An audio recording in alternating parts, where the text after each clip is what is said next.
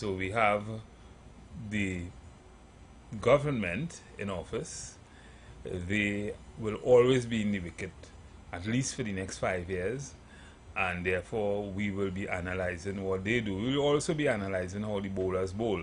That is the opposition.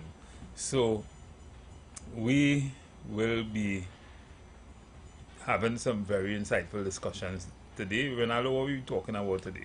Well, we will touch on a number of topics in our first hour, and then later on we'll go into the issue surrounding prison reform. Right. And that whole prison issue, we will touch on that in the second hour. But in the first hour, before we engage the public and callers, please stay tuned to the discussion, and we want the questions and the comments to stay on track, so that those following. Our friend, our fellow umpire, he isn't here as yet. Yes. I'm not too sure if he will be here, what time he will be here. Yes. But he will be here. I'm almost. He should be here, and I. Yeah. So I think Samoya should be here as well. I'm not too sure. Yeah. But she should join us. We have a very confusing issue on the table that sounds almost comical, with the whole issue surrounding the extradition of Mr. Jack Warner. Now, I know we read nursery rhymes when we were small, and we read storybook, and we laugh because some of the things in the storybook seem unbelievable. Well, this story is no different. This story with Mr. Warner is no different. So the Office of the Attorney General has launched an investigation into the past management of the long-standing extradition requests from the United States for former FIFA Vice President Mr. Austin Jack Warner. The review specifically targets how the office and previous attorneys under the past PNM administration handled the requests. Warner is wanted by the U.S. government on charges of wire fraud, racketeering, etc.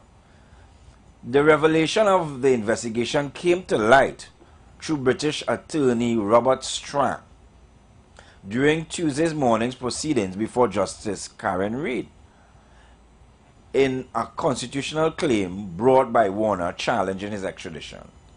The probe was initiated after legitimate questions were raised by Warner's legal team concerning an alleged but now missing.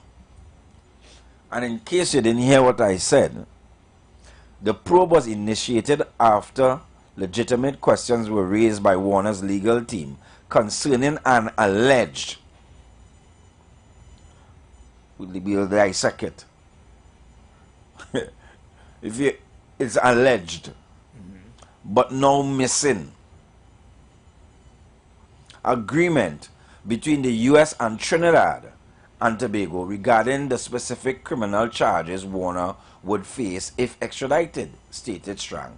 Strang, who recently took over as lead counsel for the state in the matter, acknowledged that Warner's legal team, spearheaded by counsel Fayad Hussein, had raised legitimate questions concerning this purported agreement.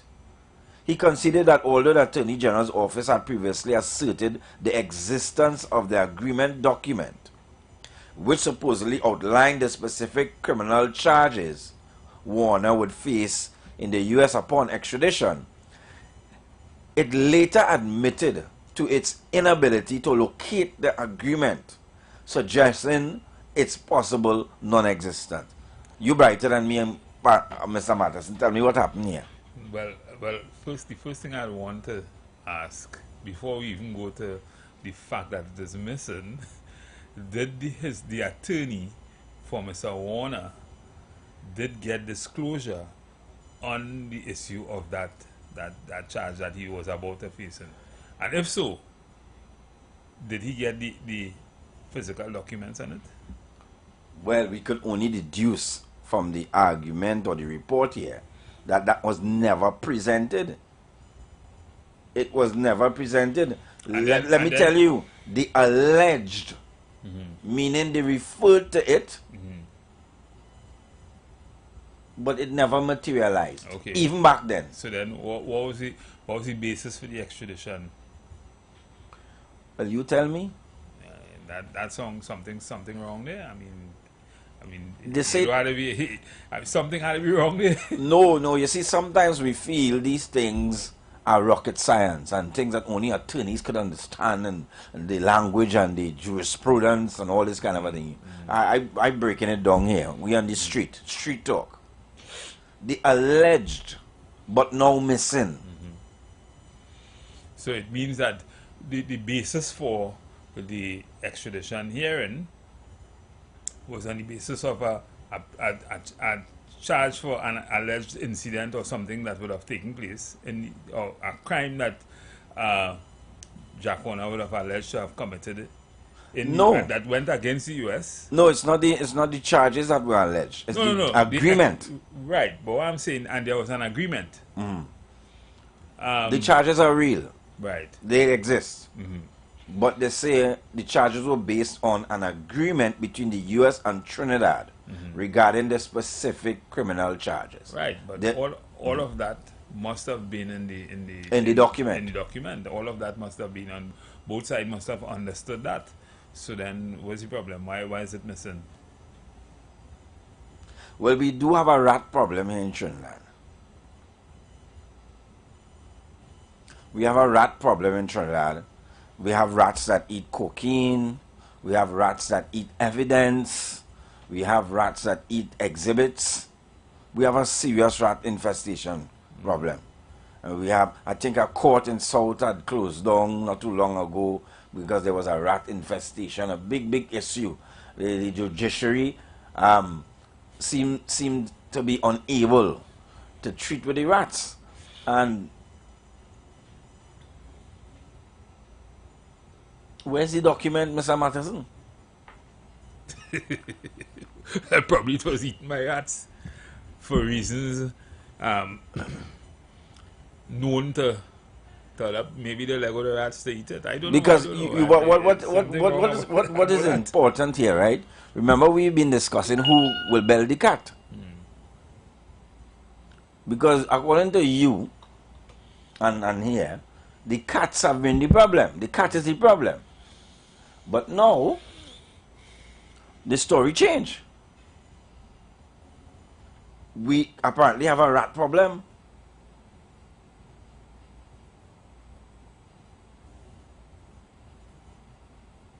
Where is the document?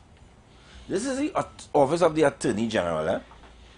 Let's put this into context. So, is it that the Attorney General is seeking to find out if there was wrongdoing in the issue of the extradition to Jack Warner? Well, it will surely or may surely end up there. It may end up there if we can't find the document or these rats. Warner stated that his life had been turned upside down for the past 10 years, attributing this to what he described as persecution by two former attorney generals. He alleged that their actions were designed to facilitate this extradition based on political will and the fancies. However, he also conveyed the impact on his life and family, stating that I am hurt because my life has been destroyed by these people and my family as well. He asserted that those responsible must now face scrutiny from both the public and the court. Because the matter in the U.S. that had come to an end. Yeah. Right? Warner insisted that despite his past contributions to the country, the core issue was not only about him, but the broader principle of justice for all citizens.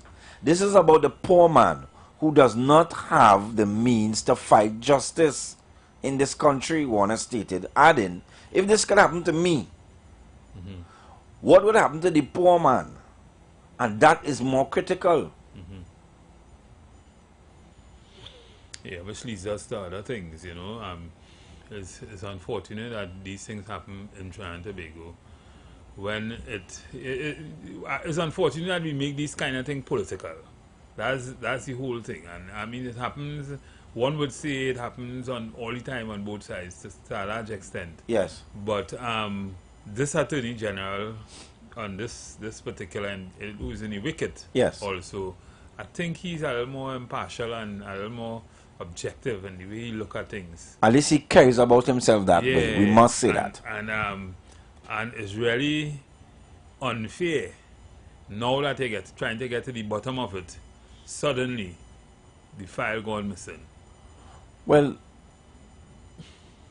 remember, it's not that it's missing, you know. It's like it was always missing. Well, because they say it was an alleged. Yeah. So really and truly, but then again, how is it that the matter went awry, didn't start also because for whatever reason that file was never given to the defense attorney? But it was never produced. So it was never produced. Because one of the articles suggests that the Mr. Warner's legal team raised that this purported agreement formed part of the Privy Council's judgment on the matter when he lost his extradition. But I remember the Privy Council is, you know, an appellate court, right? So they would not have dealt with the primary matters. So the document was never produced. Funny. That real funny. That is that real funny. Funny. It is dangerous. Very dangerous also. It is. I have to pinch myself. It's a breach of process, as a matter of fact. Serious breach of process. You remember the whole missing flash drive? So you could be accused of a crime, say they have evidence against you, and nobody ever produce it, yet you in jail, or you assumed guilty in some way by the public, you know, that kind of thing. I find that to be reprehensible. And maybe somebody should pay for that.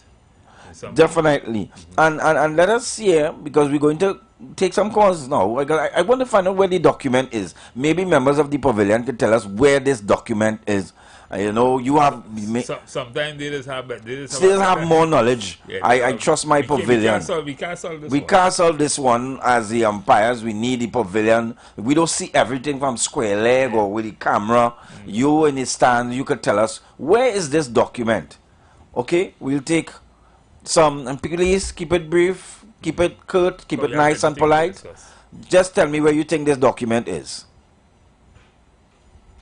Good afternoon, caller. Yeah, good afternoon. The article you're reading is from which one in the newspaper? That's the Express. The Express, right. I think that was the most appropriate one. Well, the thing about it is that I can't just say where it's gone. I have to deal with it more substantially, and I wouldn't really want to take up too much of your time. Could you posit a guess? Could you? What do you think? Well, the thing about it is that Attorney General's office has had a history.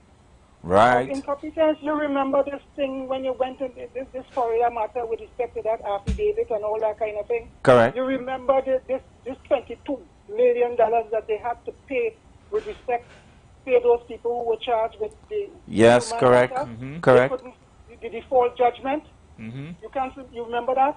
You remember with that question of the pension, the 25,000. Yes. Right, and what they sought to do was to not take ministerial responsibility. They put it on the public servants. Yes. Right. It was a typo. And there are other matters that one could look at. So it's either they're incompetent, but the question is, did they mislead the Privy Council? Correct. Good question. Mislead, and it's a serious thing when you mislead, because what I read from the article is that the Warner's attorney on probably the court, that's the Privy Council, operated on the premise that there was an agreement. Yes. And that's the dangerous thing, and you can't produce the agreement. Right, and that is why Warner is accusing and saying, look, listen, they come out to probably some vendetta or something against something malicious against it. Yeah, it sounds like it's malicious. No, and caller, to be honest, people have to understand that, I mean, we could dissect this, you know. We could dissect this and show you how grave this is. You do not get employed in the office of the Attorney General just like that. No. You can't get a job there just like that. Yeah, but you see, I'm saying also to you that you go back to the question of Casey, King's Counsel, Nelson. Wow. And where, in fact, it is alleged that an Attorney General usurped the authority of the DPP. Yes. Which was quite, I mean, and strangely, that didn't go anywhere really, you know? Yeah, and that seemed to just spin. And then what we say here is this, is that the whole doctrine, the whole principle of separation of powers. Correct. Because whereas the DPP office falls under the Attorney General in the structure of things, they are the DPP ought to be independent. Yes. Because the Attorney General is a politician. And that is why in 1976 with the Republican Constitution, they removed the whole idea of the prosecution from the office of the Attorney General. Yes. Because we know the implication or the ramification of having politicians prosecute. They could prosecute their enemy. Yes. And the opposition. So this is why they in terms of the change was made. So I'm saying they have a history of either incompetence or playing the fool. Correct. Thank you, caller. Yeah, all right. Yeah, that is the seriousness of that what happened. I think Warner might soon be open to take some kind of action, because I think if this reached to the Privy Council and the Privy Council acted on the premise that there was an agreement, all the legal fees and everything that Warner would have paid in the past, I think in some way he should have some kind of redress to recover. Let me hear this next call. We want to find this document. Caller, good afternoon. Good afternoon, Empire. Yes, good afternoon. Well, at least I came on later, so I just got the tail end of what you're speaking about. But this document that you say is missing, right? Yes.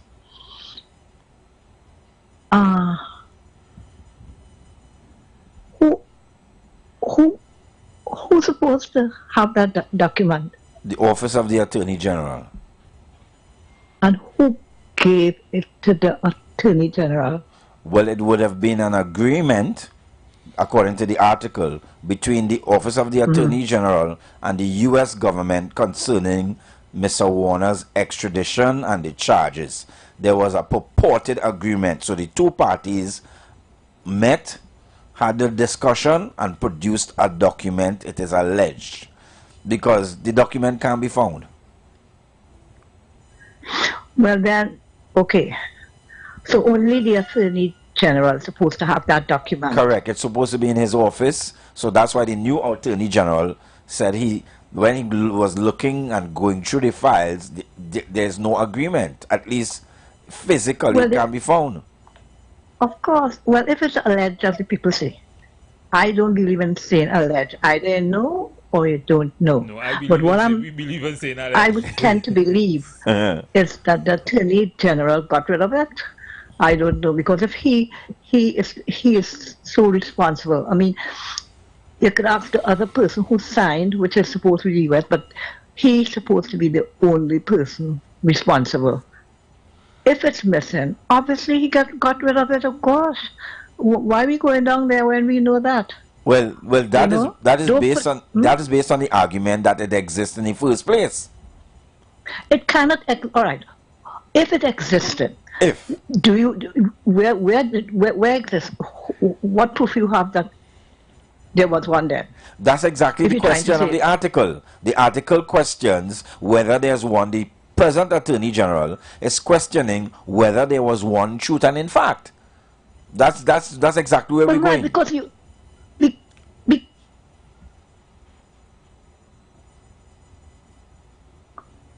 Right, because, Mr. Rollock. Yes, yes. If you have an agreement between you and anybody, the persons who sign should have the copy. Correct. The other person or somebody. I agree with you. If even self, where is the copy, or if it's him alone had it or signed it or whatever it is, therefore, was it ever did anybody ever see the evidence of that document? Was it shown? Was it brought up? That's the question. You're right. That's the question. That's the questions we can't answer. Well, then I wouldn't answer. You can't answer that. You Correct. cannot answer that because anything I'm doing, I have to have proof, as you just said. Yes. If you're hiring me, it's okay. Bye bye. Susie, okay, I'll go see you later. And then tomorrow morning, you fire me. If I have nothing that said you hired me. Yes. Well, you could What surmise. foolishness is that? You could surmise that the reason why we can't. we could surmise. The reason why what? We could surmise that the reason why there was a case against Mr. Warner was that there was an agreement for which Mr. Warner would have lost on the basis of which he would have lost at the Privy Council. There was an agreement. The problem is apparently no one ever saw the agreement, so it's an alleged agreement, correct? It's not, Yeah. right. Yeah. Right, And it's not a matter of no one. And, well... If Mr. Warner lost, didn't he have the papers, like that agreement or whatever? Didn't that agreement come up nowhere? And they had a case and you didn't see a physical agreement? Well, the problem is the information we have is that he was always challenging it. But remember, the agreement would have been used by the prosecution, his defense. So he would not have had the agreement per se. It was not produced by him. It's something that the state used. That's why the Attorney General is saying, if the state purportedly had this, it would be here. It would have been used by the prosecution. Correct. But we can't find it. They say they can't find it. It's not a matter they can't find it. It was never there. You are still going to find it? Well, or you could find something that you never had. It was just never there. Well, I'm glad because if once you can't produce something, as I said, Mr. Rollick, yes, there's nothing I can't find. Well, I'm glad that was your summary. We feel the same way, but we're just trying to find out if the pavilion feels the same way. We don't want to, because this is not a political thing. This is about justice, because what happens to people of less fortune and you don't have senior counsel with you? You don't have all kind of attorneys to lodge defense, and because this is a costly exercise, huh? Very costly. Very costly. Yes, and in my case, I might not have attorneys, but I have my mouth. Okay. So they have to go against my mouth, right? And that is why you don't critical. You don't go in that kind of business. Your mouth alone. You had to ask somebody to talk for you. I mean, you have to silk up. You have to silk up. You see, that's a lot. Regardless. Yes. Regardless. All I'm saying, that's why paper is so important. Yes. And evidence. You see, everything is based on evidence to me, yes, and I don't allege and surmise. I agree. Come like that. I agree, caller. Thanks. Yeah. Good afternoon, caller. Good afternoon, gentlemen. This is being asinine right now. If it is the man that committed murder, and there was a document between America and Trinidad, don't you think the logical thing to do, instead of surmising and assuming and all kinds of drama, just call America? What stupidity is going on here? I don't understand why every time there is certain things happening in the country, documents disappear from the Attorney General office. You remember the B typhoon money that is spent millions of dollars? Correct. For a commissioner inquiry? Yeah. All of a sudden it disappears. Yep.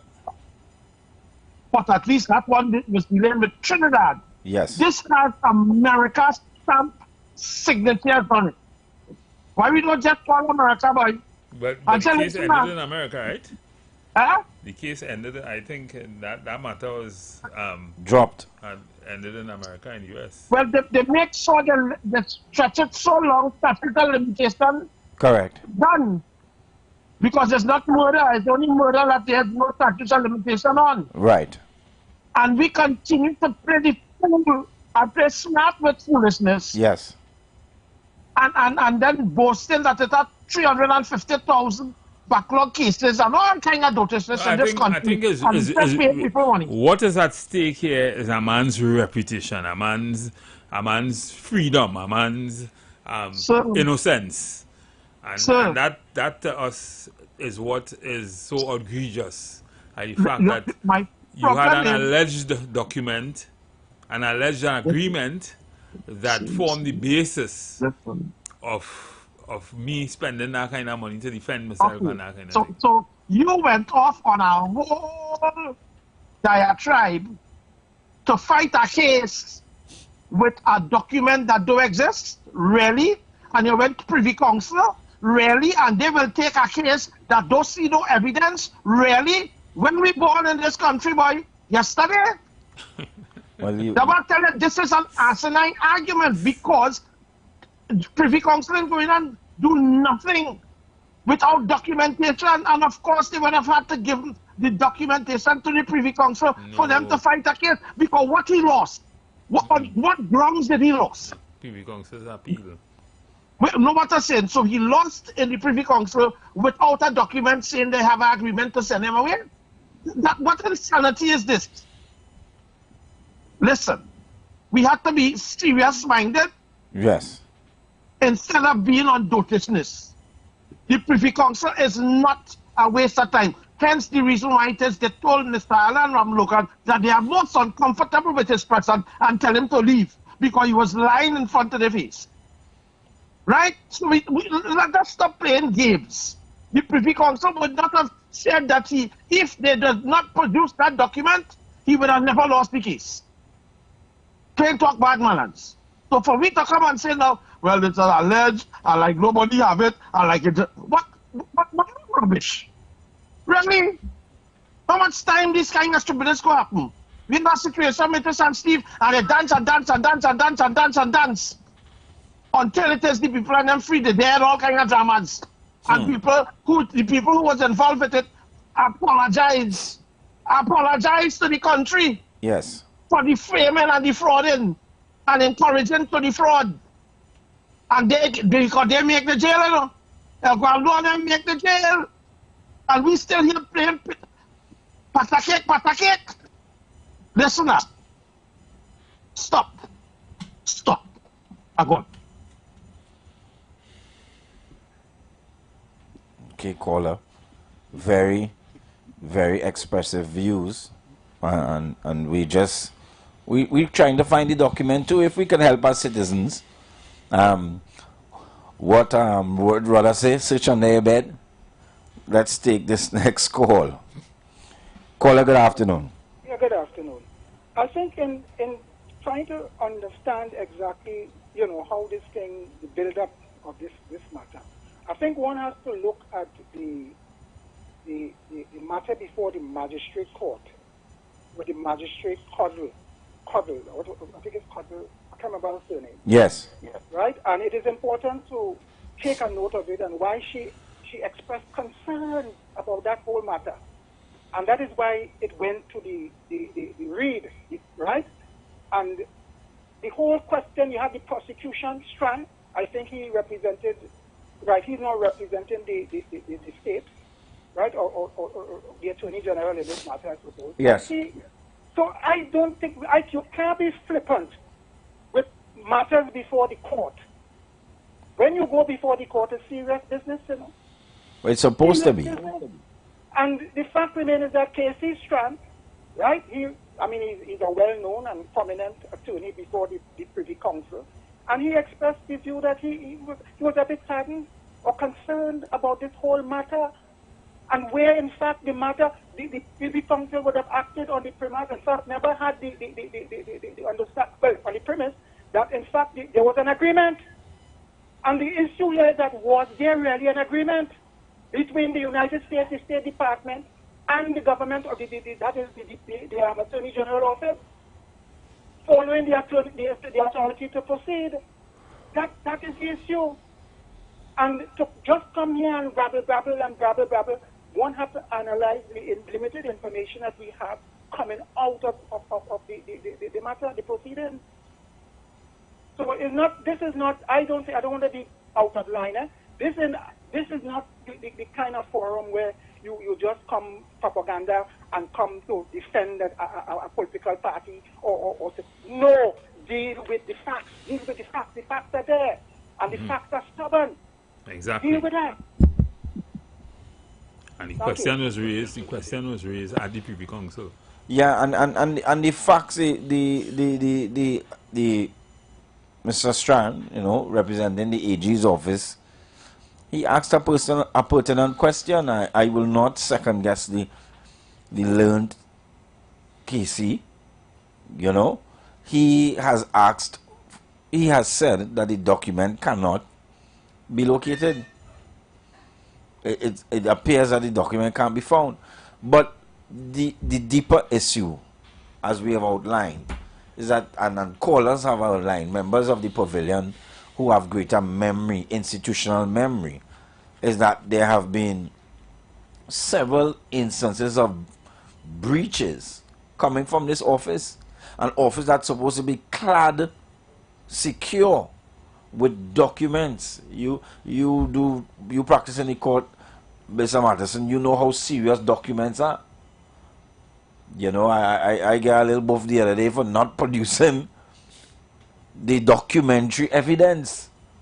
You understand? This is a serious issue. And the other issue which was raised by Mr. Warner is that if this could happen to me with the resources I have to challenge this matter, good. If this could be my fate, what about the man on the street? What are the implications for justice and the justice system then? If you're not even sure, oh my gosh, listen, I didn't want to talk about the ministry under which I work. Losing people's documents is inexcusable. That we can't accept that. We cannot accept that. That's unfortunate. In this day and time, with all this kind of technology. With all this kind of technology and scan and digital copy and you know, archiving, digital archiving, you know. So nobody in the department have an iPhone. And you don't need an iPhone. Don't bring phone into it. No. The official ways to but that's to show you how documents. Well, I'm veering on the absurd. I'm veering on the absurd because there must be much more official and efficient ways of securing evidence and issues associated with evidence. But it's not something new, eh? I mean, it's not something new in but that makes it worse, you know. In any way with respect to the not, I don't want to say the DPP office, but to some extent matters before the court and documents misplaced and you know that kind of thing. Let me hear this caller. But we know that in this case we surmise that they didn't have a document in the first place. Good afternoon, caller. Yes, sir. Good afternoon. Yes. You know, documents in this country is a joke, right? Because we had evidence and we had a whole case with a private lawyer have high court documents in his private office and nothing happened. There's a gentleman on 95.5 on a morning. I think his name is Tony. He does say the best. Nothing happens in Trinidad. Nothing happens to nobody in Trinidad. So is it any difference? People has bundled office to make sure they don't find no evidence. All kind of drama, rip out book from in station diary. Right? 4 pages. What are you talking about in this? Are you serious? We actually going and believe that it doesn't exist when we have seen in the past things have been done to ensure that it cannot be found. That's why I tell you we can't keep playing Pataki and believing a Nancy story. This rabbit hole gone far because it has to have somebody who are receive some sort of compensation to make things disappear. And that is blatantly obvious. But we don't feel like the case here. No, man. It has always been the case. It has always been the case. So in this case, you think there was an agreement? Of course, it's the same difference as every other time. Somebody pick it up, walk out to the pocket, die the end of that. No, man. It shreds some kind of man. That is all. This is Trinidad. You all are doing like we in a different country. Because as I said before, if you were really serious, we call the US who signed it and they wouldn't have a copy. But we just decide, well, you know, maybe they didn't have. But let's find out now. Let's be real and find out. Well, are we just looking to make a gimmick? I mean, that's serious. Well, what you've said there is an obvious way to shed some light on the matter. So we are waiting. We don't really want to answer. We will await the next steps. The things going. It's like we don't really want to answer. I am patient. I await the next few steps. So you have outlined one. Well, but that step in people going on do. I'm telling you that. Okay. No steps doing. And we're going to leave it hanging, just like the last time. We get 5 extras for our SOE, and we had to decide to pick one. We was like in a magic pick. Pick a card, any card. Pick a reason or justification for our SOE, anyone. You know, whichever one will make you feel happy, take that. What are we doing here? We expect to develop with this mentality that we have. We can't go nowhere because we keep spinning up in mud. And we fail to accept it. We fail to realize. And you know, anytime somebody like me highlights obvious, you know what they say? Well, you're political, boy. What rubbish. No, well, I'm speaking knowledge, educated facts, and logic. No, man, this is the Third Empire. We welcome all views because we're having a discussion and you're entitled to your view. I'm not speaking about you, no. No, I understand. But we support your view because your view has validity. You know, there might be other views out there, but your view is valid based on things that have happened. Of course. You know, stranger things have happened here in this place. Trinidad, boy. Trinidad. Yes. Land of the limbo. Calypso limbo. Steel pan.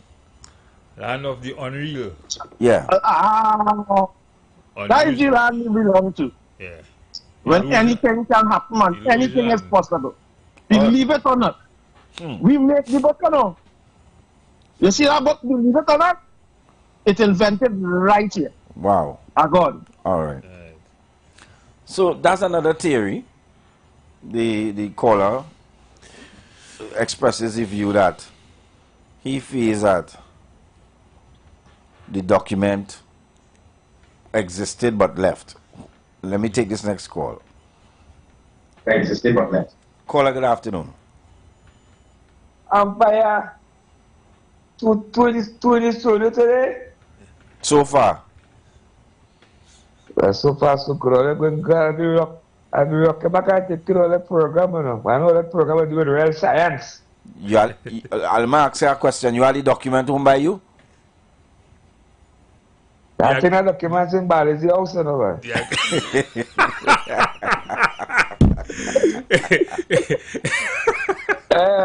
You say the feelers on them. The feelers on them. I celebrate my situation last week Friday, right? Right. So they get Black Conscious one day. A black brother like Jack Warner, you do no crime here, you crime somewhere else. He do a He's a constructed black man, he carry to the World Cup. You know, all them calling for Jack Warner to get extradite. Yeah. Is there something really wrong with black people? We put with this pen Jack Warner. Right, look, so listen, that me and them, I go and bless. All right, call. And what was the crime Jack Warner? Jack Warner had alleged to have committed, right? A deal for the US to get the World Cup and they didn't get it. It's not even that. It is the system, is the justice system. We're having a problem with. How the US is operating. We're having a problem with the justice system here because evidence going missing, documents missing, flash drive missing, file jacket missing, witness going missing. Wow. How much was the population size? 1.4 a dot. You remember the guy who would say, the minister, former minister, say, he's the first man to be convicted of human trafficking, but we can't find him. To be convicted? Yeah. To be charged. Oh, to be charged. Well, either or, it's silly. He's the first man to be charged with human trafficking, but you hear what? We don't know who he is. Oh my God! This place sweet. Documents, official documents, and on a serious note, it begs the question of on what we're doing. We're going to. It looked to me that that document never existed there, but well, I mean. Well, yeah. But we're going to pay some bills soon, and when we come back, we'll engage you a little more. So hold the calls until we come back after paying those bills. Failing institutions. But we have failing institutions, Mr. Mattison. Failing and the public and the listeners are looking on to trust in these institutions. Failing Go in the police station and make a report. Every single corner, anywhere you look. I was having a discussion about Cipriani College some days ago, and yes, I mean, that place is just a figment of what it was probably just 10 years ago. Yes. It's just unfortunate. But we are a society of buildings, plenty buildings and offices and a lot of these nice things. Yeah. Elevators and a lot of window dressing. Failing institution. We're not serving the best interests of the people for which the institutions were set up. Yes. And that's the unfortunate thing. And if we continue like that, we will become like the US right now, who is also a dying hegemon. When people lost hope in your institutions, in society, they start to do their own things. Mm-hmm. Correct. When people lose faith in democracy, we have problems in this country. Yeah. As we've had before. We're going for a break.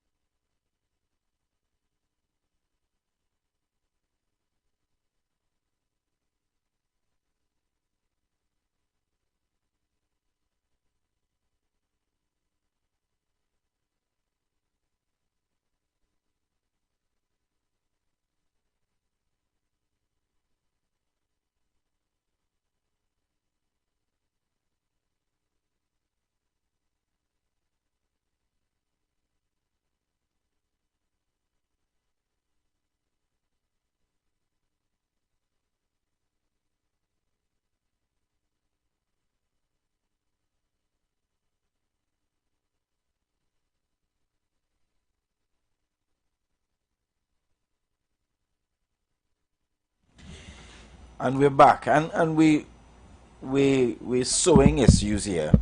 So we know what we were talking about with the missing documents and the implications of that. And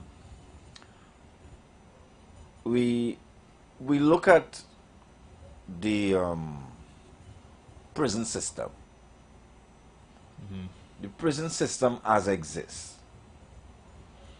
Why are things the way they are?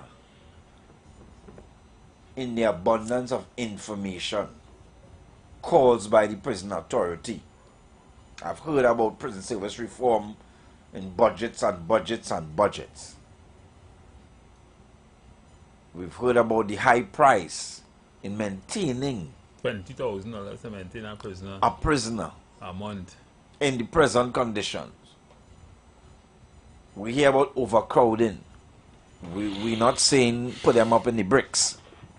Right? We hear about 75% of those in prison are on remand. Yeah. And on remand for years. We didn't say put them in the bricks. Right? But definitely overcrowding. We hear about the commingling of hardcore offenders with juveniles. Well, what do you mean juveniles? In terms of juniors to them. They have age. But for very frivolous and lesser important offenses. So is our prison becoming a school? A man in prison file more marijuana than the illegal amount. Yeah. And he in prison with a man who come and do a serial killer. Yeah. And they spending time. So is our prison a school? Is our prison becoming a school? Is our prison becoming a factory? And not a factory in the productive sense. When you crowd people, but a conveyor belt. Correct. When you crowd people in a space, what do you think going to happen? What do you expect? And I like this issue because this issue is cross government. Yeah. This is all the players on the field. This is not a bowling and batting side. Everybody had to talk, had to account for this issue. I wonder if anybody know how long that Port of Spain prison was built. Because that Port of Spain prison is over probably about 200 years or so. Wow. And it was built for a purpose. Right? It was built in a time when the roads was horse and carriage and that kind of thing. It was built in a time when I think it was built by the British, if I'm not making a mistake. Yeah. So what is it? Why we still have that prison which was not purpose built for that. What exists now? Yeah. The one in Carrera is the same thing. Why those prisons still exist? But we build things all the time. Right? And in any case, why haven't we reformed the prison system to reduce the amount of, because there are other models, you know. I mean, in some parts of the US you have prisoners, you have privatized prisons. Yes. Right? I'm guessing if you do that in Trinidad and Tobago, somebody will say that it would probably open greater room for corruption, because now judges and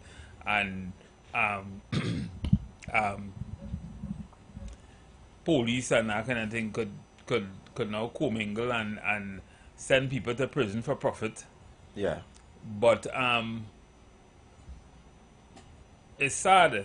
There are so many options that we have to reduce the kind of re-entry, the kind of we have people who make it a career going in prison. Yes. You have career prisoners. Yeah, and then you have to also understand, study why people commit crime. What are the prevailing factors? What are the catalysts for criminal activities? People wanting to commit criminal activities. Is it our education system? Is it that I was reading some article where, or I was listening to a commentator sometime who was saying that 75% of the prisoners carried beyond, in most cases, carried beyond a standard, a 3-year-old. Yeah. And that, to me, is of concern. That tells us something about our, and it goes back to what we have said time and time on this program about our education system and how it is configured to herd people or students and try to teach a snake the same way teach a horse, and you know, that kind of thing. So maybe we should try to address some of the other factors apart from crime. And I always say, to deal with crime, you have to deal with some other social factors. So you have to deal with them things. You have to address those things. You have to put a lot of investment into those things. You have to fix the education system. And then I think you'll have a great reduction in crime. So to say that we have a reduction in crime, we operating by guess a lot in Trinidad and Tobago. Hence the reason why we have a problem with our prison system now. And it is difficult for some people to understand why. Yeah, one wonders. Even Tobago, they have had an issue with their prison. I think it was falling into the sea at one time. Where Tobago prisoners? On that side. Some people might say it might be a good thing to fall in the sea. No. These are people that the price of that we can't pay. The price of that we can't pay. But in the abundance of all this information, in the abundance of all that we know is going on in the prison, it seems like a revolving door for some people. It is. It seems like a training center. But it's not. I mean, this discussion have been had at nauseum. Correct. This guy, this deceased Wayne Chance. Yes. He spoke. Vision and a mission. Yeah, he was a prisoner. And an advocate, strong advocate. Yeah, and he was a strong advocate for prison reform. Yes. And you know, that kind of thing. And one would say that he died for nothing. I mean, all what he said never. I mean, all the money we had in this country is telling me we can't just do a comprehensive prison system with courthouse, everything in it. A modern prison system. And also to reduce the money you're spending on a prisoner. If you're spending $20,000 a month to take care of one prisoner, you have a couple thousands of them inside there.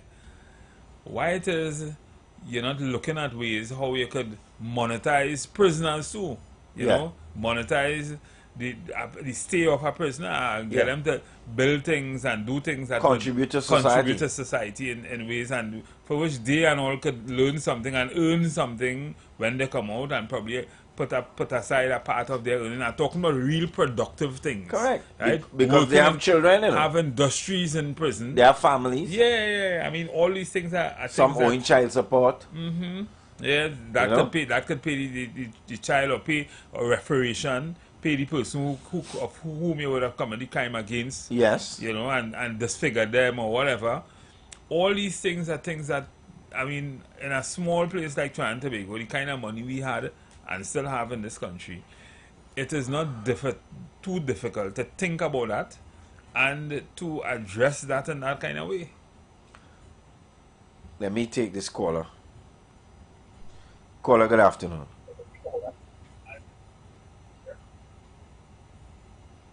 Good afternoon. Yes, good afternoon. But why are we who are you asking that question? To whom? Who is under what ministry the prisons fall under? That would fall under the Minister of Defense, I think.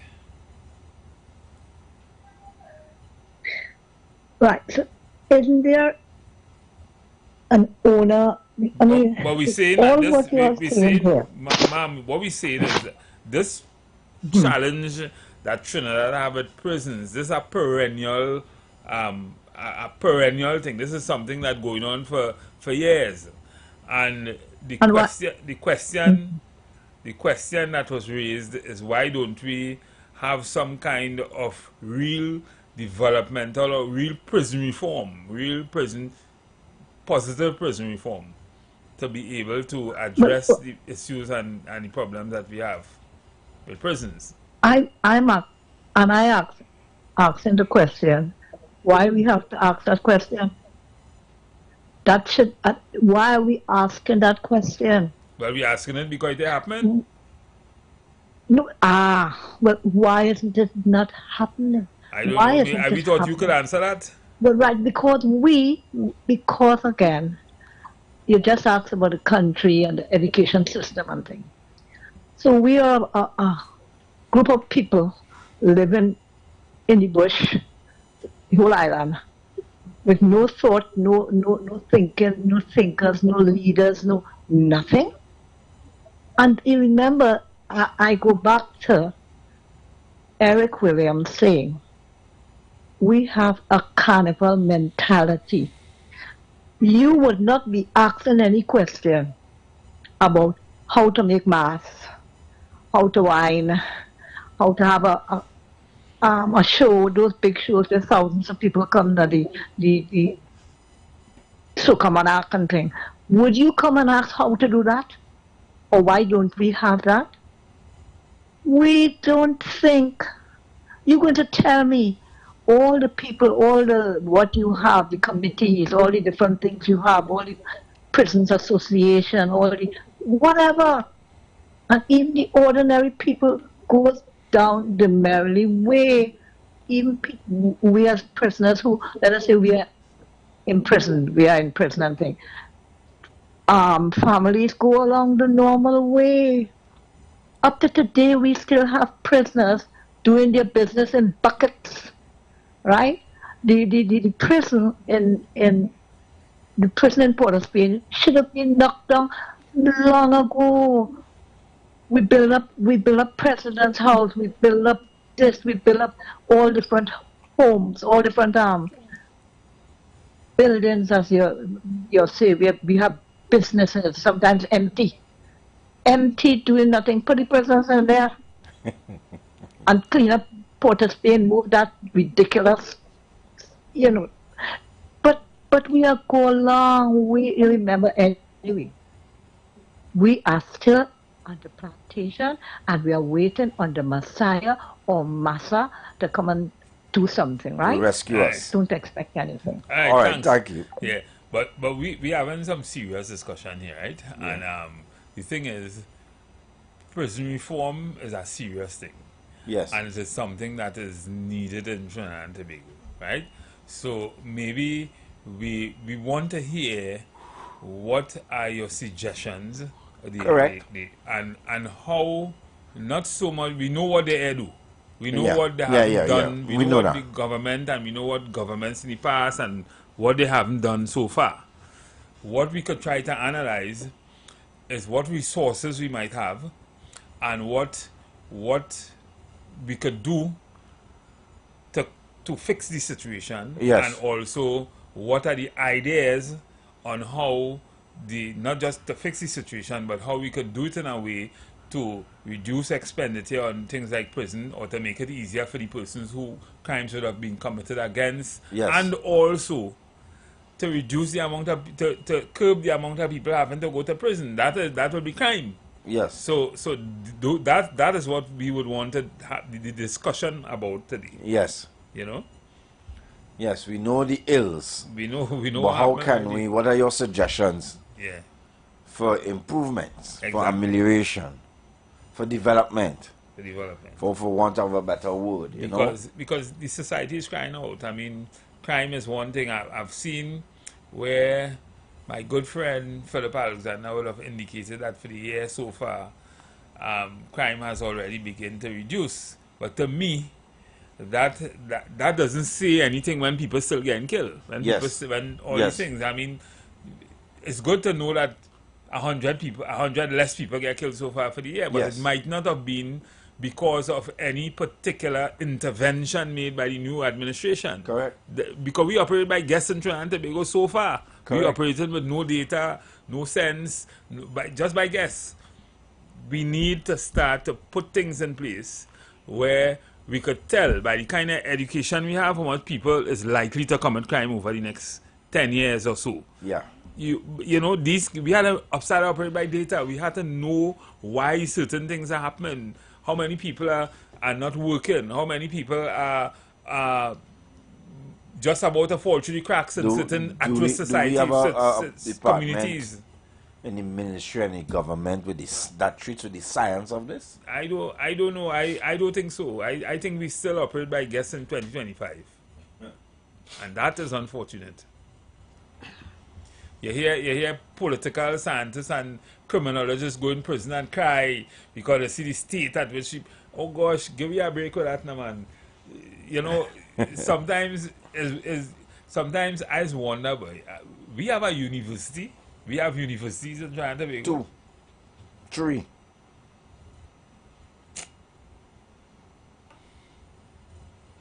What is your position? Members of the pavilion, okay, let's call the president been calling. Let's say the president. Prezi, good evening. Yeah, good evening, brothers. Ronaldo and Stephen, I think it is. Yeah. Yes.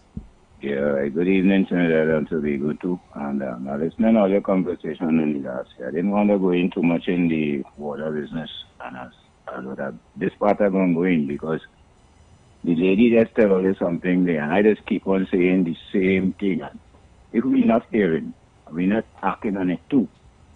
The fact, where is the people? That is the question she asked.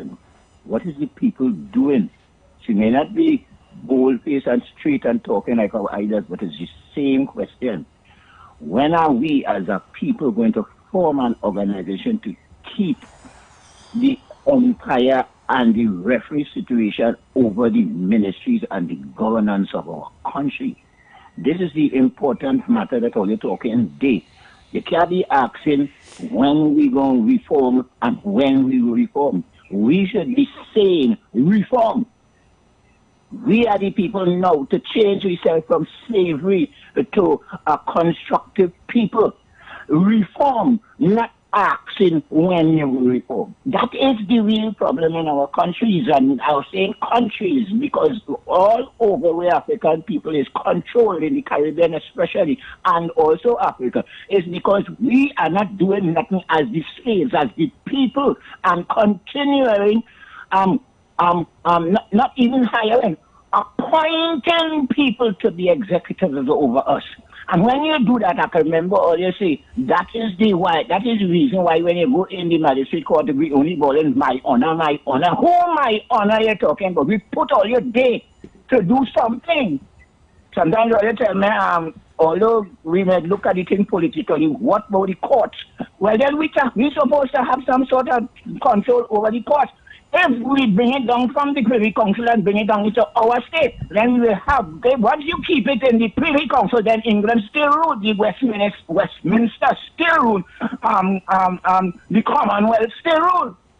So until we move away and take ourselves from slavery, we liberate ourselves instead of really talking emancipation, because you understand emancipation, they like, but you still walking back in the code. And that is the point. All you're talking powerful talk, and I listen, and every time I could tell all you hear me say the same thing, because the only thing I see to solve the problem is we waking up as a people. That's why I keep on talking about the 12, the 12, the 12, the 12. All you come together with it, it have now until the next election to all you make up all your mind. But I feel all your consultants, all your HR is the people to hold on the show. You're holding on a nice show right now and advance it. Thank you, brothers. And Trinidad and Tobago. Yeah, well, I listening to the caller, and I listen, you know, I just kind of think a little different.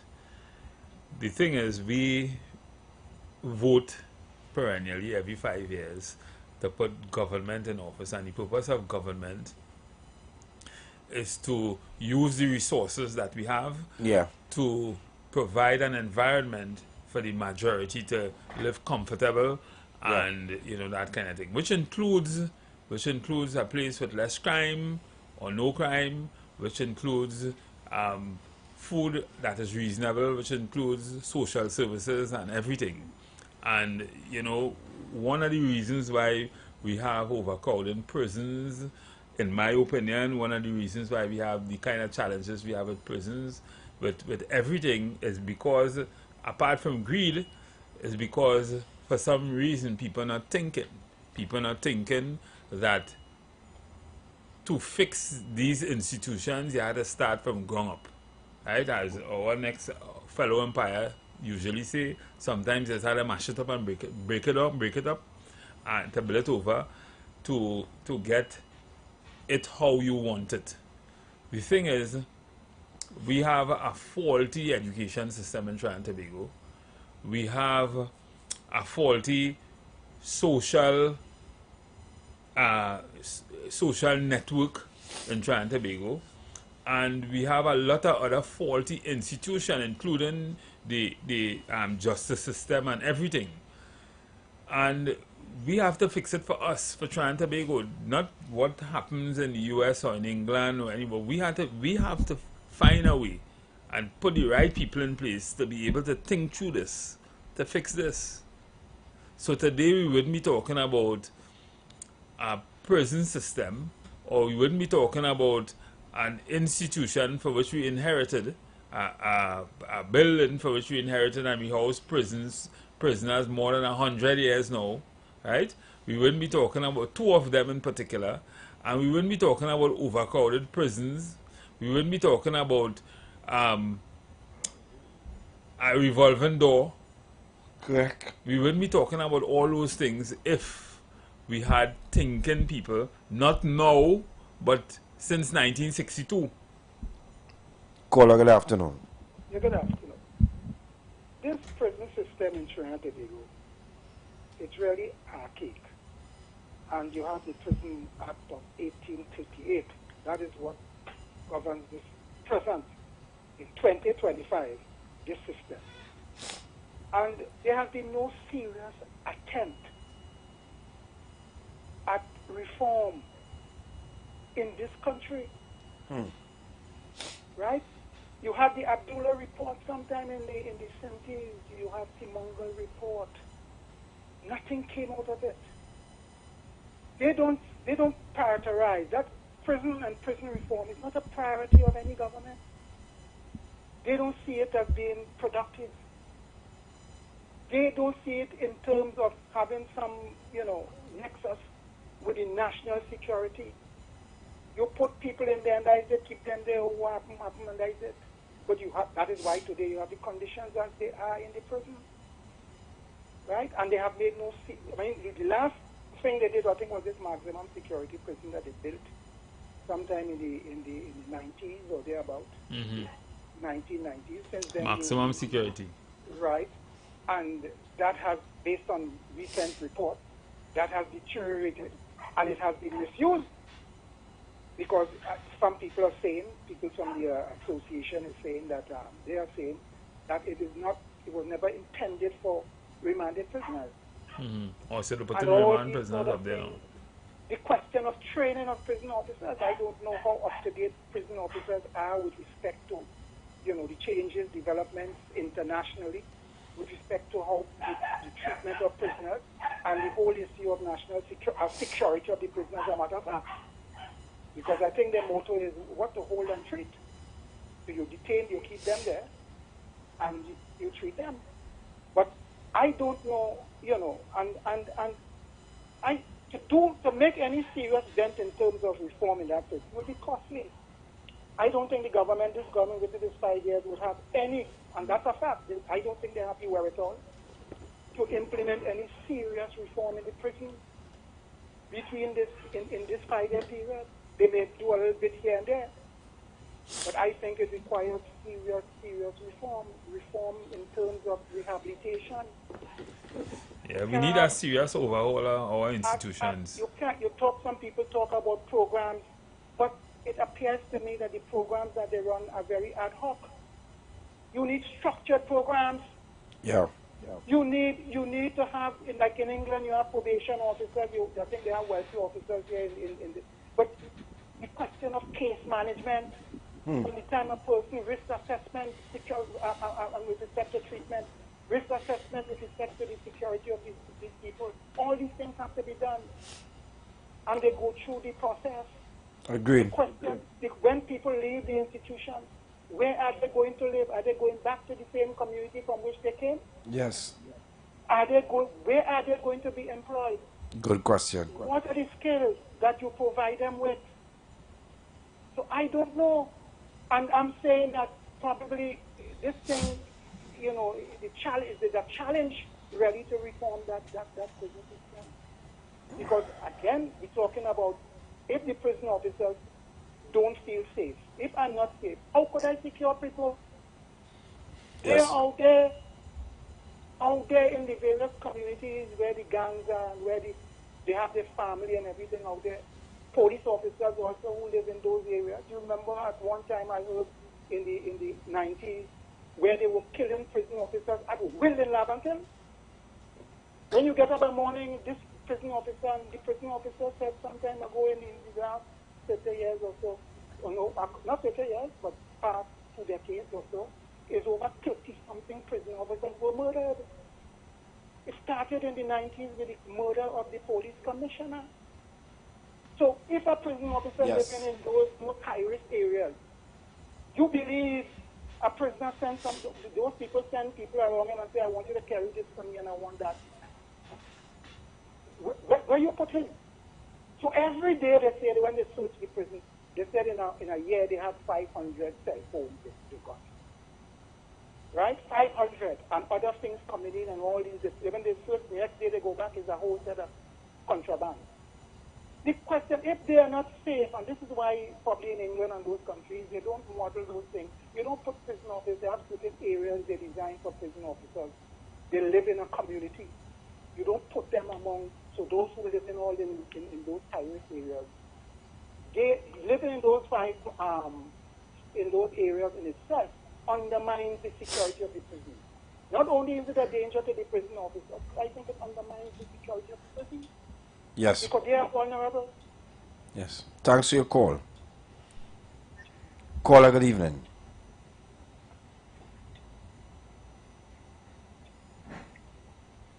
Caller, good evening.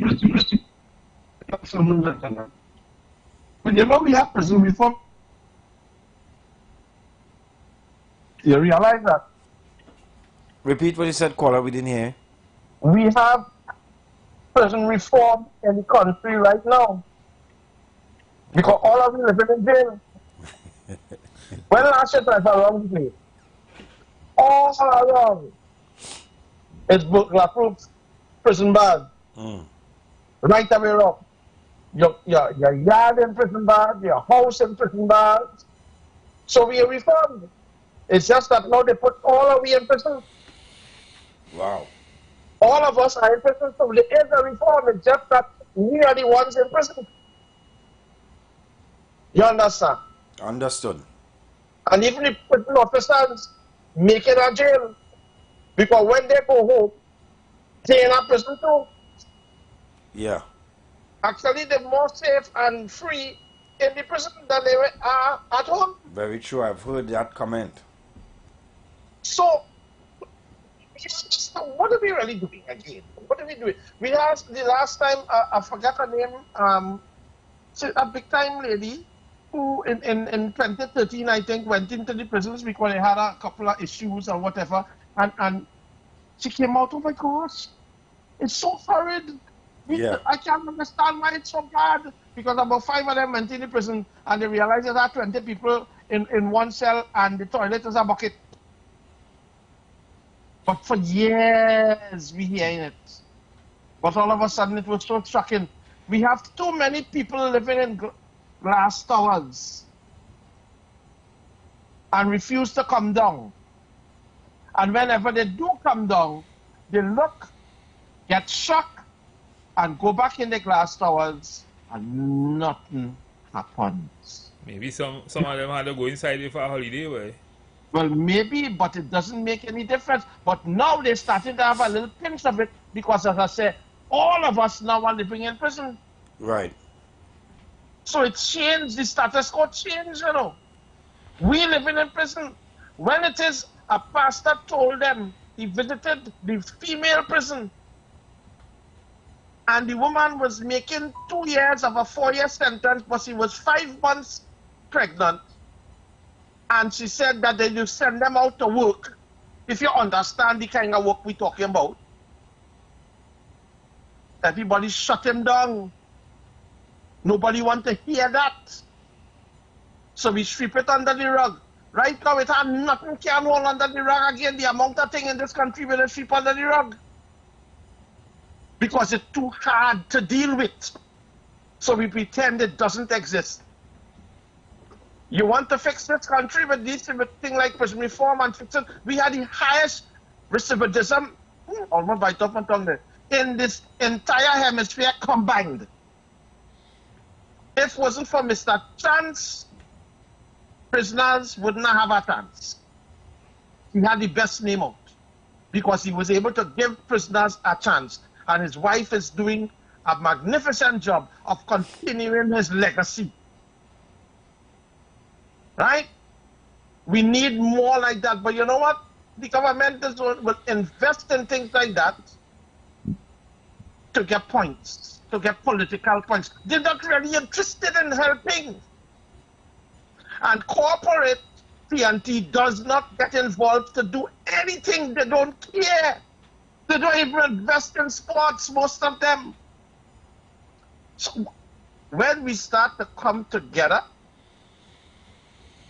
then things will change. But right now, we are divided by race, color, creed, class, and political divides.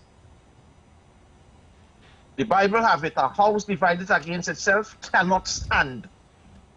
And this is why we are like this, because we are fragmented. Even in the black community, you have this sort of things happening because they themselves are fragmented. So, caller, you think our prison has become a school, a factory? A university? A university.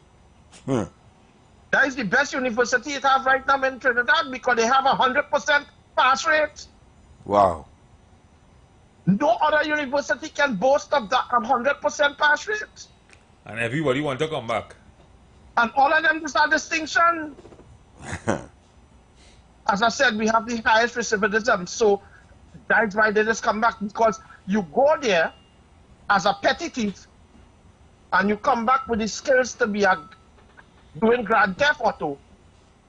And the more you do wrong, you no longer get, I forget what they used to call it, negative something, right? I can't remember the exact term it is in sociology, right? But you're rewarded, you get big up, so to speak, as they say in our parlance. So you leave up, you come in a petty thief, and now you're a full-grown criminal, and then you, of course, you get the most stripes when you come back with a teardrop under your eye. Wow. But what it is we promoted, that is what we promoted. I said it before. Our parents put in the children 10 and 12 years old with a earring in the ears, and he's a boy. And he had back to front, and his pants hanging off his butt like a slave. We making it, you know. We, the older people, making the monster that we living with now, because, listen, you cannot dress your child like a gangster and expect him to come out a lawyer. So this buck stops with us as parents to make the change. We have to look at the man in the mirror. We cannot wait on a government and administration. We need to take responsibility and accountability, which apparently it seems to be like kryptonite in this country to everybody. In America, they say accountability is like kryptonite to women, because they don't take. But in Trinidad, they say everybody don't take accountability. From the government, go back to the judiciary. And everybody in between, because the parents don't want to take accountability for the disciplinary of the children. They want the teachers. So the teachers can't do it anymore. So now we want the police, and the police can't do it no more. So we want the judges. The judges can't do it. So we want the prison officer. And when them can do it, they come back out and they start back on, in a revolving circle again, a domino effect, and we go back and start back from square one, and we start trading off responsibility, everybody. When are we going to take accountability for what we have created? We take God out of the schools, and we want people to be good. Morality comes from God. So if you have no God, you have no morality. What do you expect but anarchy? But we don't want to talk about that. That the elephant in the room, we can't mention them things. So all we just do now is just pretend that things bad and be concerned, and you know, we're going to the government have to do something more. No? Really? But what do you think Trinidad and Tobago could do to reform, for prison reform? All right. First thing, we have to get a way of teaching the prisoners. You know, even in Jamaica, people is going in prison and come back out with a degree, right? This fella, this singer, Buju Banton, come out with a master's. What years come out with in Trinidad? A degree in criminality. Buju was in a Jamaican prison? Yeah. He left from England and he come down in Jamaica. And he ended up getting a degree. So, what happened to we? What do we do to change the people?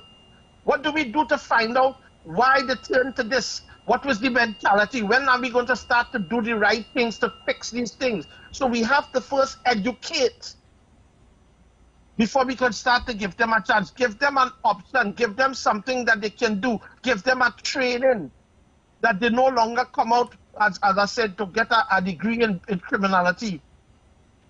Let them go into learn criminal justice on how to change, how to reform, criminal reform. Let's have a reform program. But we don't do that. We making noise and complain about Amal, about TV and in the prison, boy. So how they gonna get educated, boy?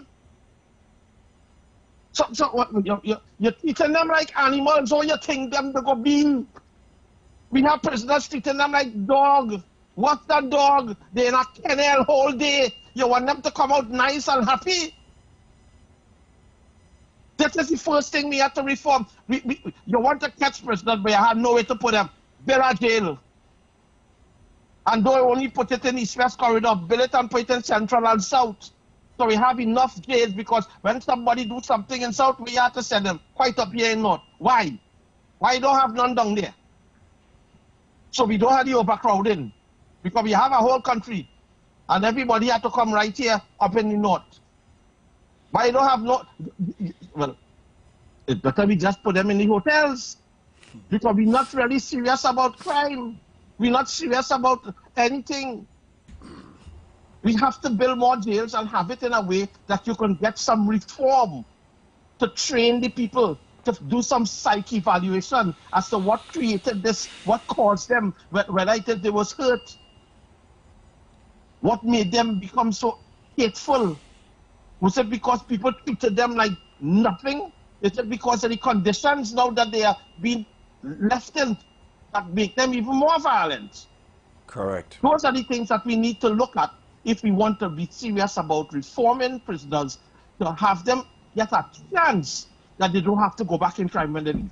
All right. Thanks, caller. We're taking another call. So let me read something. It's in The Guardian. Prison reform will reduce crime, by Cleveland Raphael. Although having full confidence in the Minister of Justice, Senator Moore,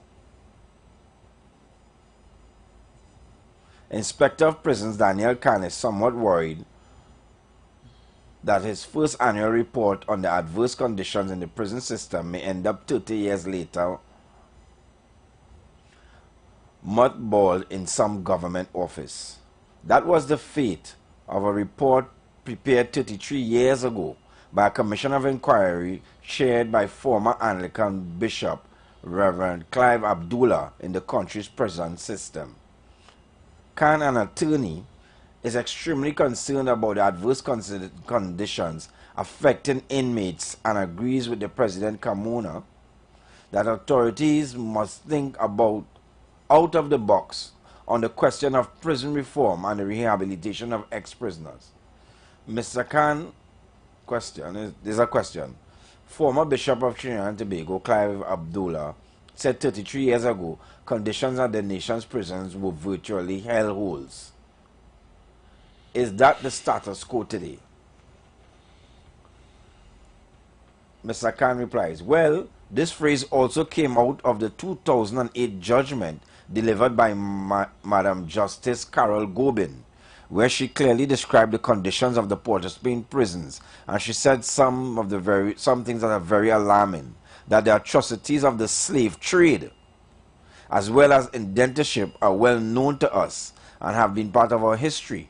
Those conditions, she added, were not so different from those experienced by our forefathers. Before going further, what are your basic duties as Inspector of Prisons? Do you go around making sure that inmates are well placed, cozy, comfortable in their cells? I consider my main duties including the writing of an annual report. It is required that I make recommendations for smooth running of prisons, such as their conditions, prisoners' rights, prison officers' concerns, rehabilitation, and those are expected prison goals. Flipping through some 500 pages, he explained that he visits the 6 prisons every month, follows up serious complaints such as allegations of misconduct, adjudicate over disciplinary hearings. Do you have the power to discipline prisoners and prison officers? I can punish prisoners by taking away their remissions, meaning they would have to serve longer sentences, and I even have the power to dismiss the Commissioner of Prisons. Such authority is contained in the 1943 prison rules. So you have some issues in the prisons. I just read that as a preamble going way back. This is a 100-page report. Then I see here referred to a Ryan report. So we have had reports upon reports about the prison system. My question is, why are we still here? If you have, and I'm going straight down to the basics, right? So if you have a class with 23 students, you are a school teacher, right? Yes. You have a class with 23 students, and this class was given to you by a principal through the normal matrix. How they do it, registration, age, whatever, boys, girls, whatever, right? But there was no assessment in allocating or putting those children in your class. No assessment. So what it means is that you would gradually understand that you have a lot of disruption in your class for whatever reason, all the time. You realize that some people are performing exceedingly well by the way you teach, but some are just not getting it. And there are no systems or no assessments to identify what are the issues with those children that seem unable to comprehend even when you think that your teaching is so basic. What is being taught? And no one is asking those questions. So the secondary schools, the primary school is a bed for competition, for people to say they pass the exams and move to the next level. Some of them, you move to the next level anyway, you move out eventually. What do you think will happen with crime? And that's just one area of society and challenges as it relates to the failure of the system to protect its citizens, or to provide the kind of environment where you would have people expecting and experiencing a certain level of equity to be able to survive and to be able to live as equals in society. Because that child who is very disruptive in school may not have, he might have a learning disability, but it mightn't even be that.